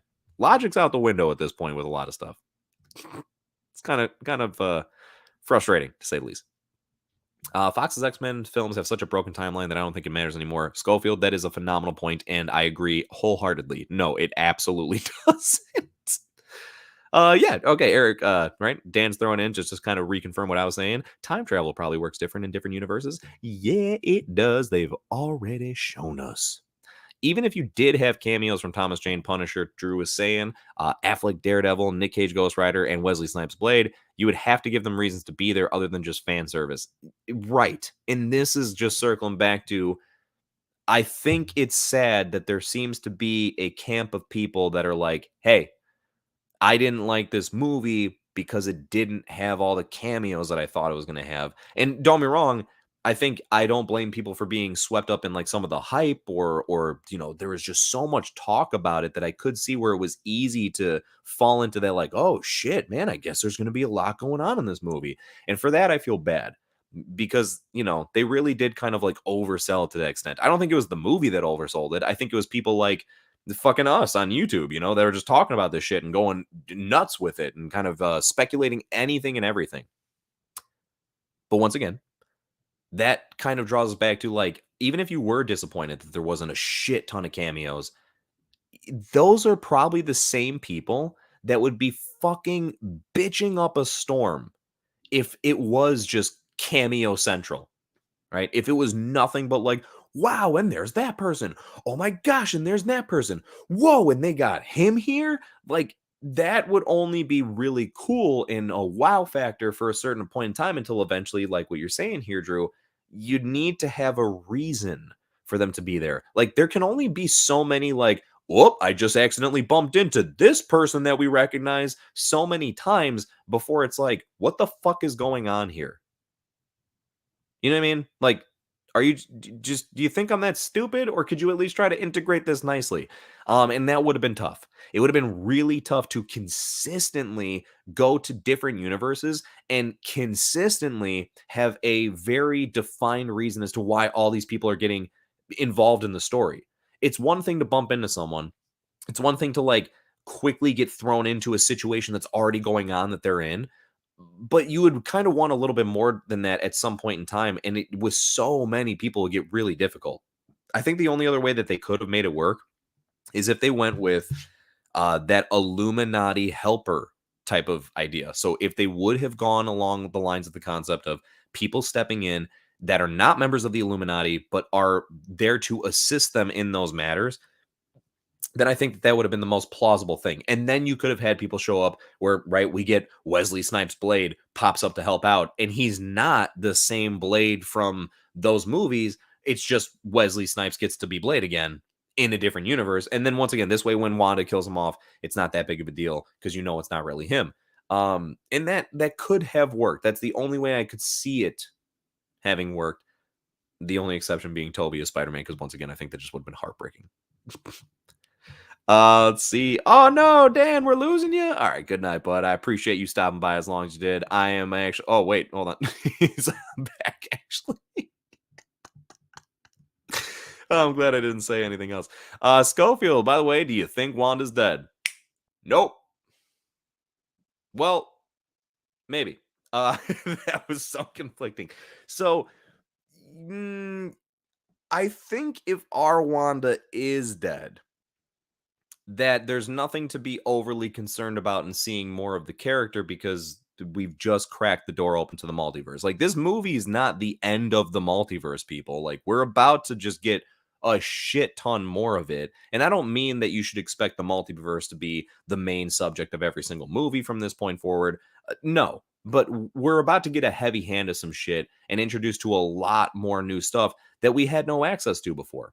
With that being the case, if our Wanda did die, then I just don't think it's like unrealistic at all to think that another Wanda would step in at some point. And if she did, that it would be a more heroic version of Wanda, right? And that it would be like, okay, well, at least I could kind of buy into this because yes, you're still Elizabeth Olsen. However, you're not that crazy Wanda, right? You're a different Wanda. I still need to be skeptical about you, just like how Illuminati feels skeptical about all Stephen Stranges. But you would be able to look at them a bit differently. But there is a moment, if you notice, when she brings Wundagore Mountain down, there's a little like blip of red energy, and it's in the middle of the mountain. So it's like all crumbling down on her, and then there's like a, and I almost feel like that was her escaping into exile. You know what I mean? Like, kind of basically an amplified version of what she did at the end of WandaVision, right? So WandaVision, she goes to her own little personal hideout. She's got the dark hole, she's studying it, and whatever, doing her thing. Now, but this being different, I feel like she would be now personally exiling herself, to just kind of like think about what she did, as fucking ridiculous and childish as that sounds. I don't know. That's my best guess there, is because, again, I don't know if she for sure died because of that little blip of energy. If she didn't, zap herself away, then I wonder why they showed that. Because I mean, the whole thing was already coming down. She didn't need to do any extra magic or anything. So interesting. Chase, I'm sorry if I came off as sassy. You're all good, man. You're all good. I just read it sassy. I don't think you necessarily came over that way. You sound a little like Clint Eastwood when you whisper. Really? Really? You feeling lucky, punk? You feeling lucky? Yeah. You ever taste or smell? I know Clint Eastwood doesn't say that, but people that and it's always been a ridiculous. Oh my god, I think it was like back in high school, made that stupid shit up. Can you taste or smell? I agree. It isn't Raimi's fault that they put story before cameos. Agreed, man. I think that it would have been a bad idea if they would have put the cameos up first, to think that that took priority over anything else. At the end of the day, you need substance. The cameos are cool when you have substance. When you take that away, people popping up is just like, woo, okay, cool. Oh, hey, Katie. What's going on, Katie? Thank you for stopping by. Glad you could be here. Damn, I did not notice the red energy either time. Really? I mean, I don't think I'm crazy. But now, maybe. No, I'm like pretty damn serious. That stood out to me way too much. I'm not going to second guess myself. You're gaslighting me, Dan. You're gaslighting me. I'm just joking. Maybe you didn't actually see it, but I swear that I did. And it's one of those where now, Dan, you're too late. You have to go see it a third time. Basically, I could almost for sure guarantee that when she's bringing the mountain down, they like zoom out or pan out to a certain shot, and then in that shot from farther away, when you see it all crumbling, you see like it's a pretty small and subtle one, but it's like a small like ball of red energy. Thank you, Schofield. I appreciate you making sure that I'm not going nuts here. No, I just didn't notice it. I'm not saying you're wrong. No, you know what, Dan? You know what? I think you're saying I'm wrong, bro. What's going on? You want to start something? You want to hop on the stream here? Just joking, bud. Just joking. Then look out. Like I said, Dan, you got to go see the movie a third time now, and then you will see it. All right. Now, I am very well aware as far as like where it's getting to time-wise in the stream, as well as just time in general. But folks, I gotta squeeze this in. I'm not done just yet. Okay. First and foremost, I'll say it again, probably at the end of the stream for sure, just as a reminder. But this is not the only like video I'm doing talking about this. I can't. I can't, right? I bring up one thing, I get lost in some amazing conversation with all of you, and then I do have all these other things that I still need to bring up, and there's no way I'm going to get through them all as far as like within this time frame. Otherwise, I'll be streaming probably all fucking night. And as great as that would be, I could see where people would be like, I kind of need to like go to bed and stuff too, man. So there is at least one other thing that we've kind of already been mentioning. Oh, wait a second.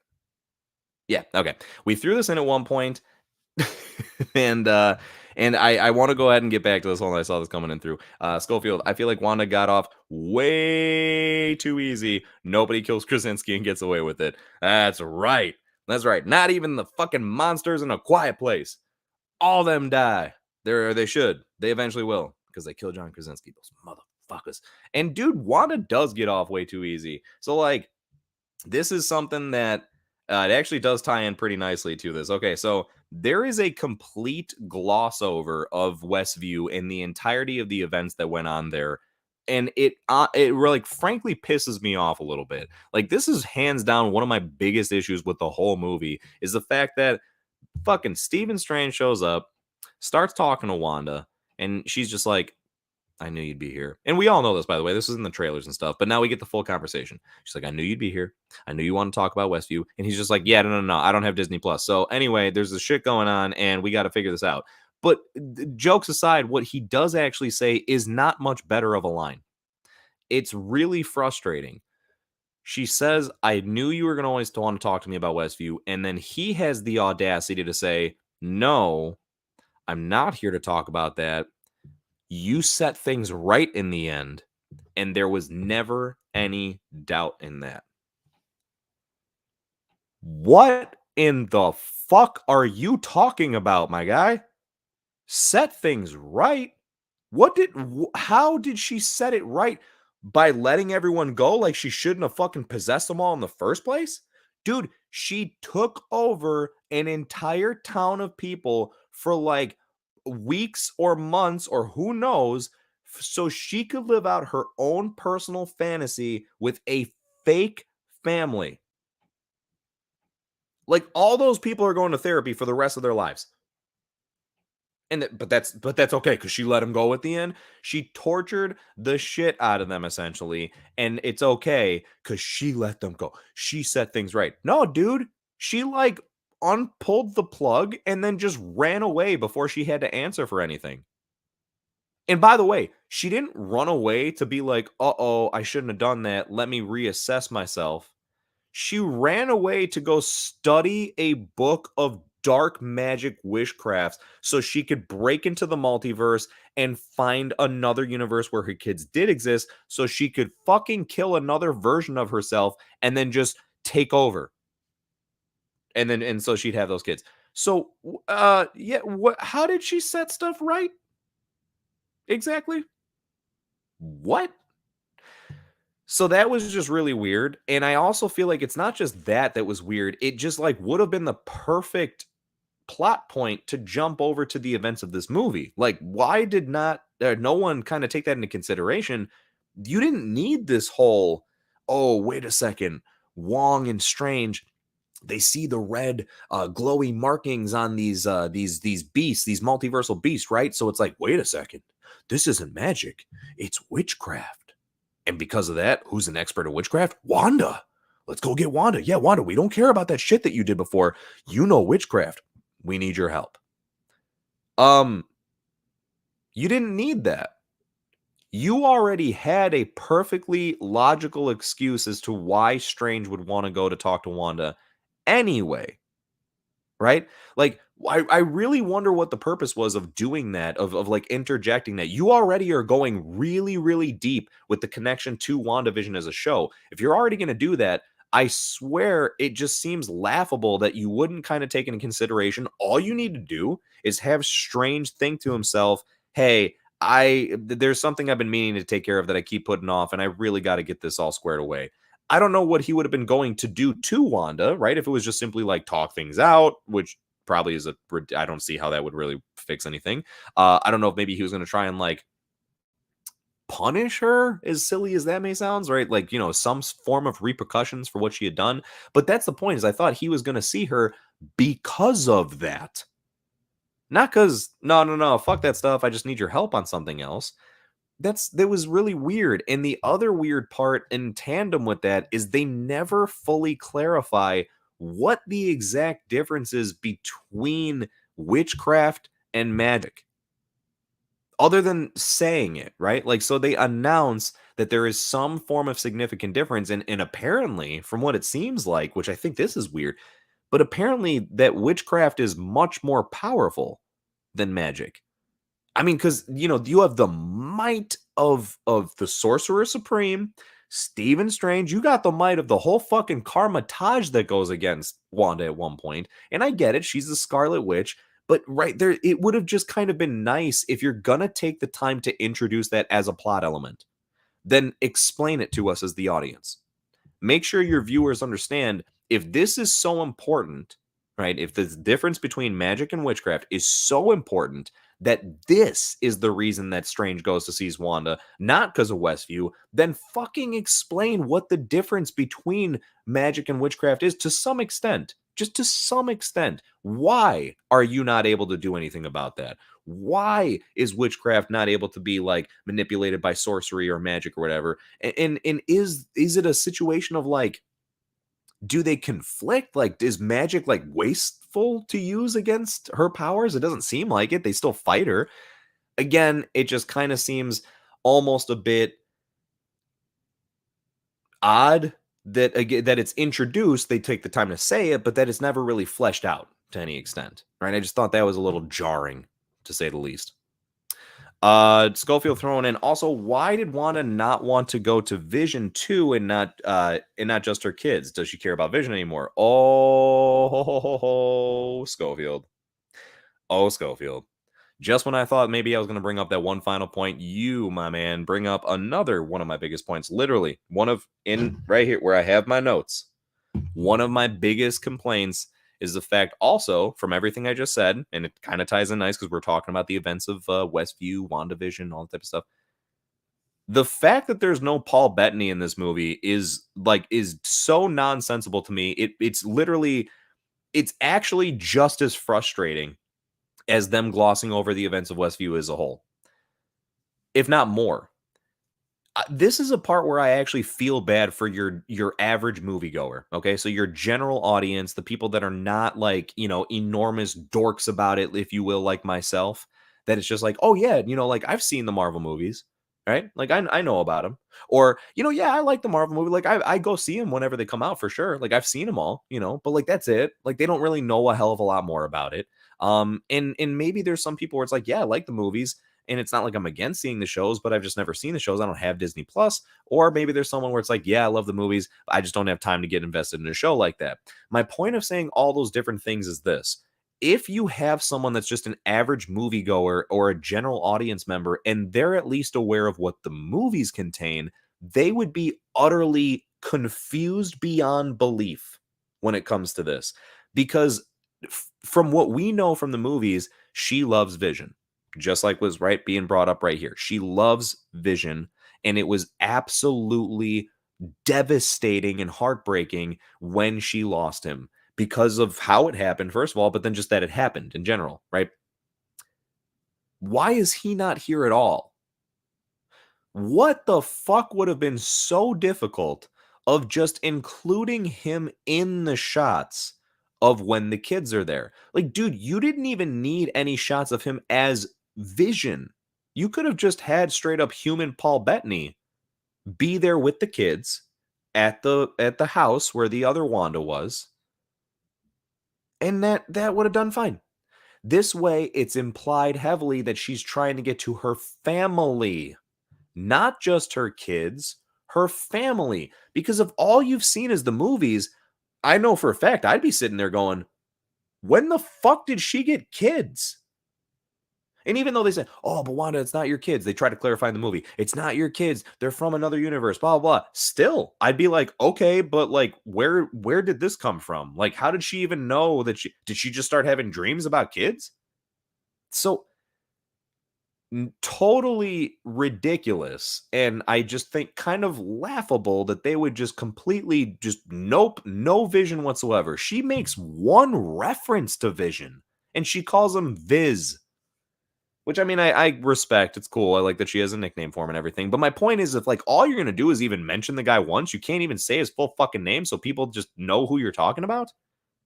And again, you can't manage to get Paul Bettany to just, dude, you don't even need him on set. Go shoot some shit with him in a green screen and digitally put it in with the shots of everything else. You don't need him to say much. One or two lines, maybe, to just really drive home, add that extra emotional element and extra element of understandability to your audience. So this way, when they're watching it, once again, if all you've seen is the movies, then you could still be like, oh man, that's so sad. I guess she was going to have a family with Vision or something. Oh, yeah, no, shoot. What? No, it's just all the kids. Just all the kids. That made no sense, right? As much as I love so much about it, that was like, right. And it's weird. Usually you have a problem with something they included. This is so weird to have like such an enormous problem with something they didn't include. But I stand by that heavily, man. I think that is just so weird and bizarre that they bothered to not have Vision in there at all. At all. And I agree, right? As far as Schofield, what you're just saying here, it's like, doesn't she care about Vision anymore? I'll answer that for you. Yeah, she fucking does, which is why it's so weird that he's not in here at all. And it also would have just been nice to like it to me, I think that would have made the end moment that much more hitting home. The moment when Wanda goes to the other universe, she's placed in the other universe that she wants to get to, right? Where the kids are, that she wants to go ahead, take over in that from that Wanda's life and just live out the life with her kids. She gets there and the kids are fucking mortified of her, which I love that. I thought that was a great touch because right, and she immediately tries to like calm him down, but she's like yelling at him, being too fierce. She's not used to being a mother. She's used to wanting to be a mother, dreaming about being a mother. So I thought that was really effective. Again, effective enough, okay, but like would have been amplified if all of a sudden Paul Bettany or Vision, right, just walked out from around the corner and was like, honey, what are you doing? You're scaring the kids. And I think just that one line would have been enough to just been like oh gosh, right? For like from Wanda's perspective of like, oh my God, what the fuck am I doing? You know, kind of just put you in a reality check, if you will. I don't know. Thought that was a huge missed opportunity. Still love everything about this. But really just I definitely have an issue with that. I'm not gonna lie, I'm not gonna sugarcoat it. I definitely thought that was a very, very weird choice to make to not have him in there. Dan throwing in. Oh, wait, hold on. Did I miss some stuff? I did. What the fuck? Oh, wait, no, I didn't. No, I didn't. I don't think I did. Okay, sorcery and witchcraft. So witchcraft sounds like it's negative / bad magic, and sorcery is positive / good magic. Maybe. I mean, that's fair. That's totally fair. I mean, I can't sit here and be like, no, that sounds like bullshit. Yeah, they never really make it seem like witchcraft is used for anything good per se. And they never really specifically imply that sorcery is used for anything bad. Although I do think that there are just bad sorcerers, like evil sorcerers. I mean, fuck. Mordo at the end of the first Doctor Strange is like, it's just his belief, it's his perspective. But he's like, all sorcerers are evil or whatever. And then he kind of goes on, I think, to like on a mission, like he was gonna maybe take on all of the sorcerers or try to like annihilate all the sorcerers, but probably by using magic himself. In which case, then it would be kind of like, okay, so is sorcery and magic only for good purposes, or what's the deal here? Fuck, maybe that Mordo would try to turn to the Darkhold too. Who knows? That's also what happened to our Mordo. We got the cool one from the Illuminati with the dreads. Damn it, he looks dope. I love that look for him. But yeah, what the fuck happened to the Mortal for our universe? Like, I wonder if they're ever going to continue with that. It definitely doesn't seem like it. I mean, we get the post-credit scene with Clea. So Charlize Theron as Clea pops up at the it's the mid-credit scene. And she tells Doctor Strange, hey, you caused an incursion, which is really unique and interesting. I wonder what exactly he did that caused the incursion. Was it the No Way Home spell, or what the fuck was going on there? But anyway, that seems to be setting up the events for Doctor Strange theory, like, for sure. Okay, so boom, you've got your third movie in check of what's going on. Like, is the mortal of Earth 616 even relevant anymore at this point? You know what I mean? Or are they just going to kind of like forget that that ever was a thing? I don't know. I don't know. Okay, so let's see. Dan thrown in. So, Jace, at first I was going to say they barely mention Westview for people who haven't seen WandaVision, but then the rest of the movie negates that reasoning. Like, she mentions Viz once. Exactly. Exactly. So, right in line with what I was saying. And yeah, man, oh my gosh. Why? Why is that all that you did? You couldn't manage to throw in anything else? And then just to continue that, I can see here. And like you said, people who haven't seen the show or know nothing about it wouldn't understand the kids. That, again, arguably almost more than anything, like, that's the part where I don't understand how, from a writer's perspective, as you're creating this whole thing, you're putting it all together, you have to take that into consideration. Obviously, Marvel is way past the point of giving a fuck about if the general audience has seen a bunch of other stuff or not. You know what I mean? Like, at this point, let's be honest here. It's not just WandaVision. If you haven't seen WandaVision, No Way Home, Endgame, there's probably so much confusion as to what the fuck is going on in this movie. It's not even funny. Like, if you just watch Doctor Strange 1 and then watch this, you'd be like,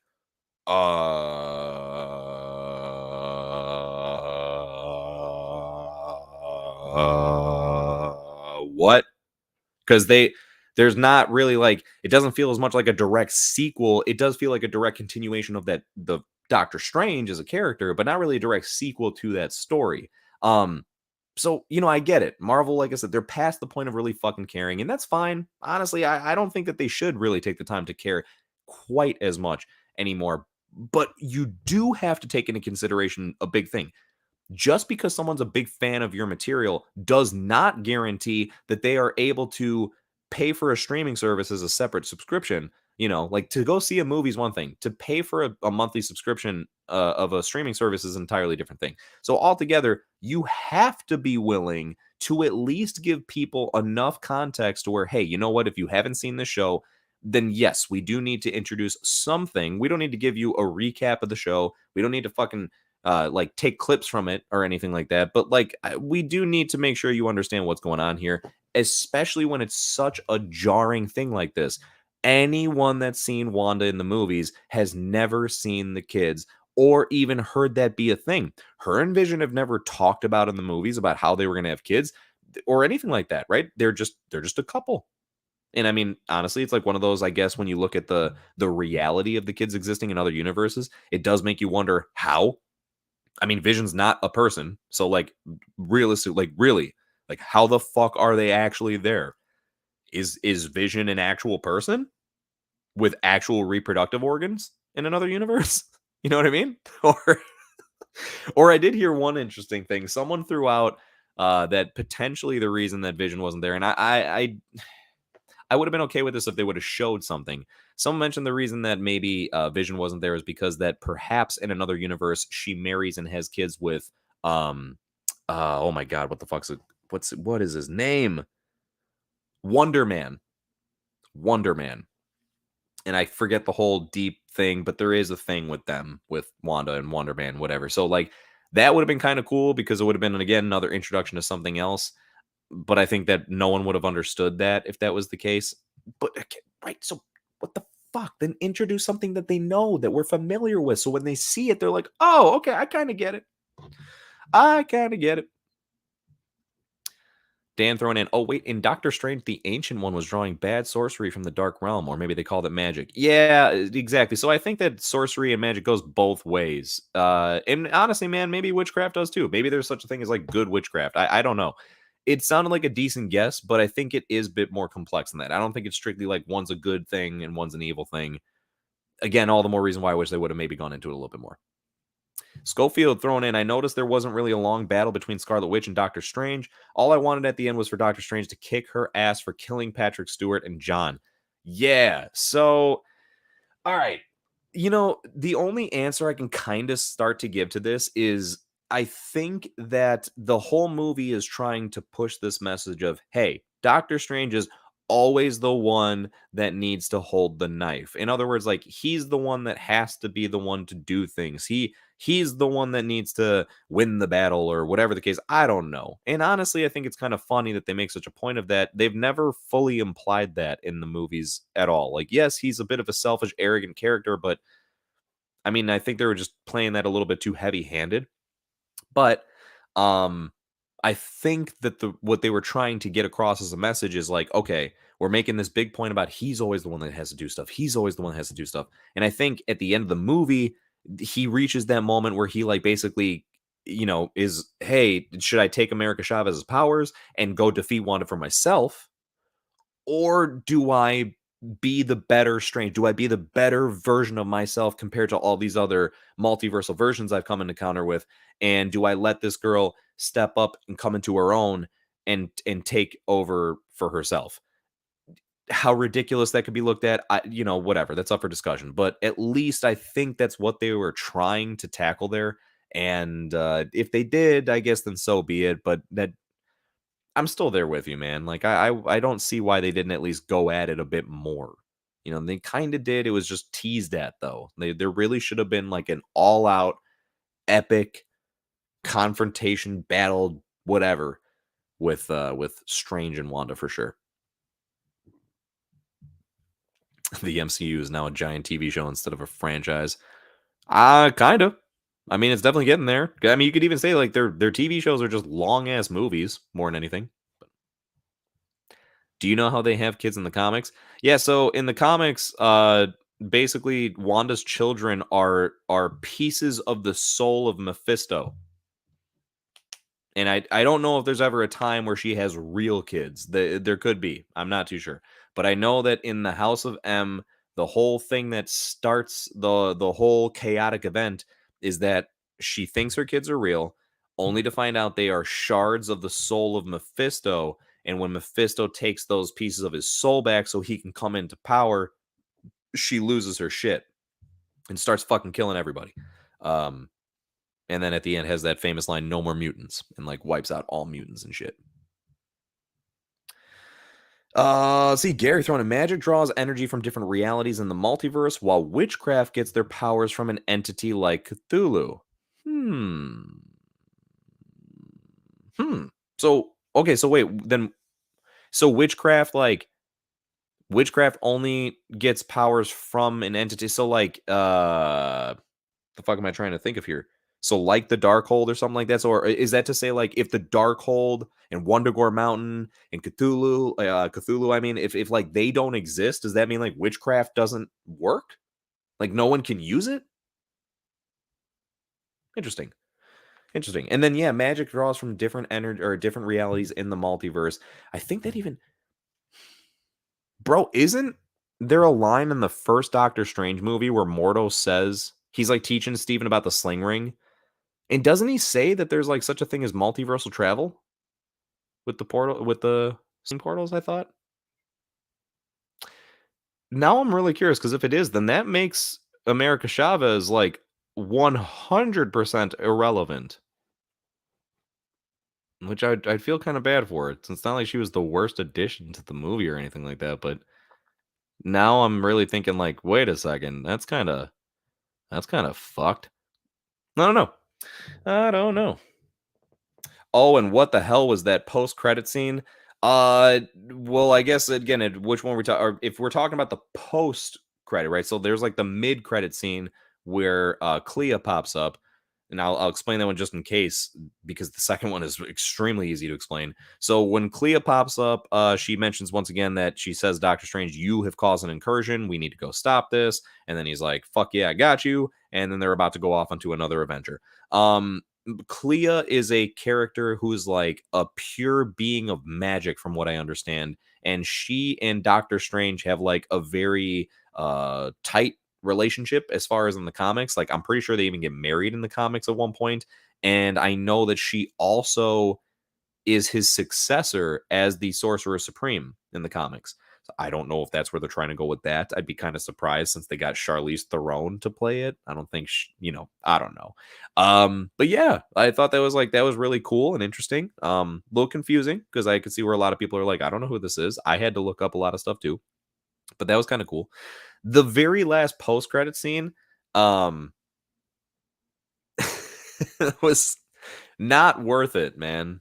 It was such an underwhelming post-credit scene. It's just a payoff to a joke from earlier in the movie. So Bruce Campbell makes a cameo appearance as like a food vendor, and Doctor Strange puts a spell on him to make him like beat himself up, and he says like, "Oh, they'll be done in like 2 to 3 weeks."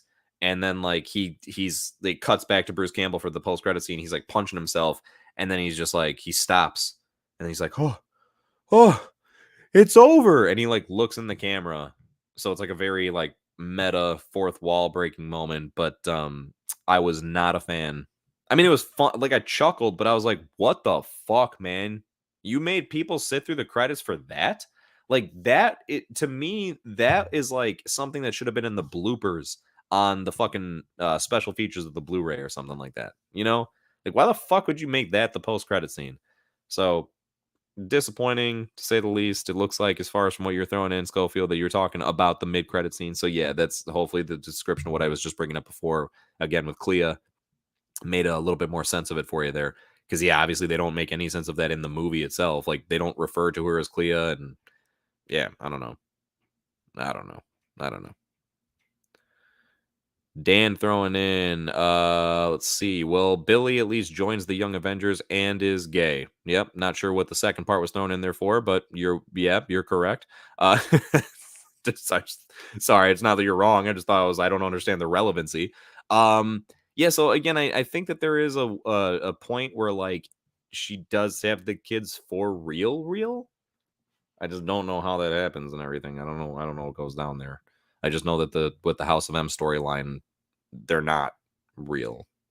Yeah. And by the way, it's Billy and Wiccan are both part of the Young Avengers, man. Like it's both of them. Both of them, both of them. Strange Supreme uses Sling Ring to create a multiversal portal. Remember, he ported in all the zombies. Holy fuck, dude. Yeah. Oh my god. So what the fuck? I mean, hold the fucking phone here, man. Did we just find like the biggest flaw in the entirety of the movie? That serious, this is pretty game changing right now here, folks.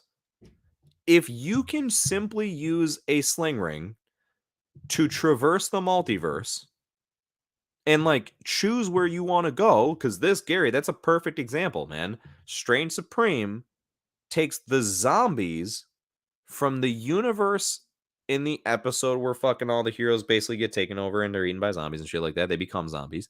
He took all those from a different universe and then brought them in to help out against the battle against Infinite Ultron. I mean, granted, like he was using the Darkhold and stuff, but he didn't use the Darkhold like to do that, I don't think. You know what I mean? And honestly, and even then, even if he was using the Darkhold, this doesn't prove anything more. Like it's also basically what we're coming to the conclusion of here is that America Chavez was literally not only irrelevant for the movie and story, meaningless for the movie and story, which I guess is just another way of saying irrelevant, but like that, yeah, the whole purpose was ass backwards. Like Wanda did not need to be chasing America Chavez. I mean, hold the fuck on, man. What? Then why was it not a big? Why didn't she just like, bro? Wanda could have just snuck into Karmatage and just took a sling ring and taught herself how to fucking use the thing, probably, or just obviously took someone from Karmatage and was like, "Hey, teach me how to use a sling ring." Wait a second. My brain hurts right now. My fucking brain hurts. That's really disappointing, man. Did nobody think that through? I mean, clearly not. They already made the movie the way that they did. But like, seriously, did no fucking buddy take the time to think, hey, wait a second, guys. Um, we've already established that sling rings can do the thing, like the main thing that America Chavez does. Like, the whole reason we're even bringing her into this movie, how she's just simply like a MacGuffin so that we could be, have an excuse to traverse the multiverse. And we need a whole reason of like, we need Wanda to be chasing something. Yeah. We've kind of already got that covered. Oh, gosh. I mean, I don't know about anybody else. I have like a huge issue with that. that really takes away and ruins like the relevancy of adding her character in. Oh my gosh! All right, hold on. I'll backtrack on that for a moment here. I'll finish off with these, and then I'll start to wrap things up. Cleo will be Doctor Strange's wife. Gary, I agree. Once again, I believe in the comics that happens for sure, and it doesn't seem like they're going to be doing any certain thing where he gets with Christine. At least I'd be very surprised. So if that's not the case, then yeah, seems like maybe just maybe he will fall for Clea. Question for everyone: if Wolverine had shown up in Multiverse of Madness and fought Wanda out of revenge for Charles' death, do you think he would have avenged Charles or gotten killed by Wanda? Killed by Wanda, no hesitation, not even fucking close. Like, I think his berserker mode would have helped him. Like, maybe his adrenaline would fucking fight past stuff for a moment. And I think it'd actually be cool because of his regenerative abilities. I think it'd be really dope if like Wanda was in the midst of trying to like kill him, like maybe do something to like disintegrate him down to his adamantium skeleton, but that he was regenerating fast enough to still kind of keep going. And then maybe just then he could get like one or two swings in or something like that. But no, I mean, dude, I think he would have just been. I don't think basically anybody that we could think of for the most part. I know we threw in a couple things where Jean Grey was an example. I don't think there's many people though that would have been able to like even stand a chance just at all. Like she was in complete no fucks given mode at that point, and it was too late for everybody. Well, Schofield, don't worry. You don't have to see the last credit scene now. I just told you what it was. And trust me, I wasn't leaving anything out. It's as simplistic as a paid off joke from earlier in the movie. Yeah. And he's also thrown in as far as, yeah, no chance with Wanda. No. As much as I love me with some Wolverine, never. Never would have happened. Dan thrown in. That's why I said at least Jace. I wasn't sure about Tommy. I only knew about Billy because I was interested in the character because he's gay. Fair enough. I wish that you would definitely have interest in characters for more than reasons than just that, Dan. I know that's not the only reason you're interested. I get it. It's nice to have the extra as far as connection there and stuff like that. So more than fine. But yeah, no, just for what it's worth, tis both of them. Tis both of them. I remember Wiccan was one of the names, but I couldn't remember the other hero name. Holy crap. Yeah, what does he call himself? It's holy shit. Wiccan and Speed. Wait, isn't that it? Because I think Billy's Wiccan and yep, and Speed. Wiccan and Speed. Kind of a pretty dull name for Tommy. Couldn't think of anything else. Wiccan's pretty damn cool. It's interesting, unique, but yeah. No, there must be something we're missing about the sling ring. Dan, I sure as fuck hope so, man. I really, really do. Because I'm telling you right now, if that's true, I don't know what could be argued about that. Like, I don't understand where the argument comes in of like, oh no, we needed America Chavez in there, or no, like she needed to get America Chavez's powers. I mean, at this point, again, it just doesn't seem like that was the case. You know, and then yes, as far as but I remember that what if? Yeah, I know, man, and that's the thing. That was like the heartbreaking moment for me was I was trying to remember the quote. And I think to accompany this, just to further it, I'm nearly certain I'm going to totally go back and watch the first Doctor Strange soon, because I believe that Mortal has a line where he tells Doctor Strange, like when he's first teaching him about the sling ring and how to use it and stuff. I could swear that Mordo says something about it being able to open doorways to the multiverse. Like that was one of the first times it was like referenced where Krogan was like, "Oh, did they say that?" I could be wrong, but for some reason that stands out to me. And here's the thing: even if that's false, we still got the whole thing from What If, where that kind of already confirms it. So I don't know. Schofield says he's going to sleep. Good night and nice stream. Thank you very much, my guy. I appreciate you. Thank you for sticking here with me for a good chunk of the night. I'm probably going to be heading out as far as in the next few minutes as well. And for what it's worth, if you happen to still be seeing this part, dude, keep in mind that like this is, as I've said before a couple times, but want to make sure I get everyone to know this. This is not the only Multiverse of Madness stream I'll be doing. There are totally way more subjects that I had to talk about that I didn't get a chance to bring up exactly in the depth that I wanted to. So it's not like this is all I'm going to be talking about for fucking ever, but I am totally going to be doing at least a couple of streams focusing on this topic to be able to dive into stuff deeper. So in case there's more things that you know anyone else wants to say, because there's a lot of shit to talk about with this movie. Gary throwing it, you're missing more about the sling ring. The ring Kang wore at the end of Loki was also a sling ring, by the way. Ooh. Oh, that's interesting. I wonder why he like didn't I guess he didn't have to do anything with it. He didn't care. He kind of knew what was going to happen. Interesting. Okay. And yeah, no, I totally didn't pick up on that. I knew that he had like a bunch of stuff as far as like on his desk. You know, I know that like there was someone who pointed out like a bunch of things in the room and then like what he was wearing and as far as like the robe and stuff like that and some sort of correlation to other details. But that's interesting as far as if he's wearing the sling ring, then shit, man. Yeah, right. Like how does that not just then maybe Kang is just using it to pop him in from place to place. Maybe the sling ring is what inspired the technology for the TVA. Right, for them to go ahead and just go place to place. Wouldn't that be fucking nuts? I guess it makes sense. Be interesting to think that they extrapolated technology from magic, but I mean, hey, who knows? Let's see, Drew throwing it in. Fair enough. Reason why I asked is about it. Let me go ahead and backtrack there. Fair enough. Reason why I ask about it is because if Wolverine just stabbed Wanda in the chest, that could have killed Wanda. But in all fairness, your points about Wanda killing are right. And that's yeah, man. I do agree. Right. I think if he maybe, like I said, like if he was broken down, how dope would it be if she's like sending some sort of red wave of just shit at him.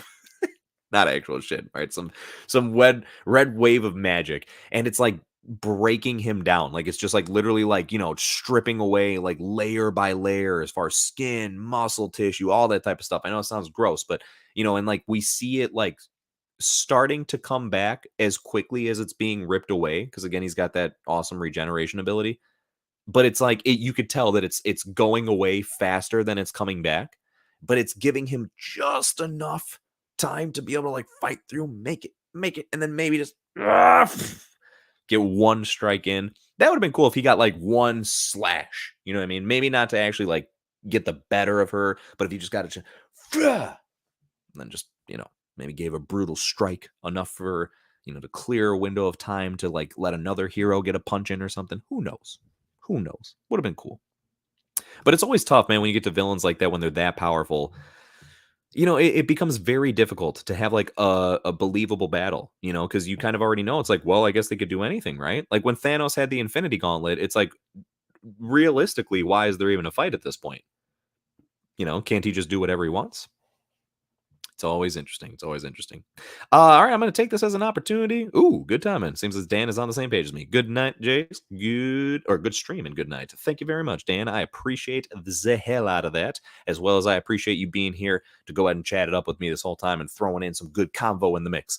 For everybody that happens to still be around here, thank you so much. This was such a last-minute, spur-of-the-moment thing, and this ended up being a great conversation with all of you. I'm super stoked to not have only gotten a chance to talk about this now, but I'm really looking forward to continuing to talk about this with you all in other streams. And don't worry, it's not when I say that, I'm not looking to have the same conversation over and over and over again. That's why I keep stressing there's a lot to talk about with this movie. And I'm excited to get into more stuff with you all as far as where it's going to be leading to as well, which will definitely be coming up in the next couple of days here as far as going to figure some things out. Would love to try and have some other people on here with me to maybe chat it up a little bit, get some additional opinions thrown into the mix, but we will see where it goes. And I will let you know what is going on there. Did happen to notice a sneak in very quickly here. Gary throwing in, the scene in Loki where they open up the drawer and see all the power stones? Doctor Strange's sling ring is actually in that drawer too. For fuck's sake, man. They're just throwing sling rings everywhere. That actually makes sense because at least the sling, they claim that like magic, right, that doesn't work in the TVA. So if they got the sling ring there, you know what I mean? Like it's just, they probably think it's just a cool bracelet, or not bracelet, a cool ring, just like all the stones are cool paperweights to them. Never understood why someone was like, some people hate that. Some people fucking despise the fact that the TVA just has the Infinity Stones just sitting there like paperweights, and they kind of talk about them like they're no big deal. I don't understand why though. They're not saying that the Infinity Stones are not actually big, powerful stones that make a big difference. All they're acknowledging is that in the TVA, where the TVA exists, they mean nothing. That's all. If the moment you step out of the TVA and back into an actual universe, then dude, game on, right? Infinity Stones, boom, big deal. So I just found it kind of funny. I just want to throw that instance that was brought up. Like I've never understood like the full enormous issue of just, oh man, I can't believe they just downplayed Infinity Stones like that. Like they didn't, bro. They just admitted in the TVA itself that magic is void, and like powers, it seems, is like to a lot of extent with certain stuff is like completely,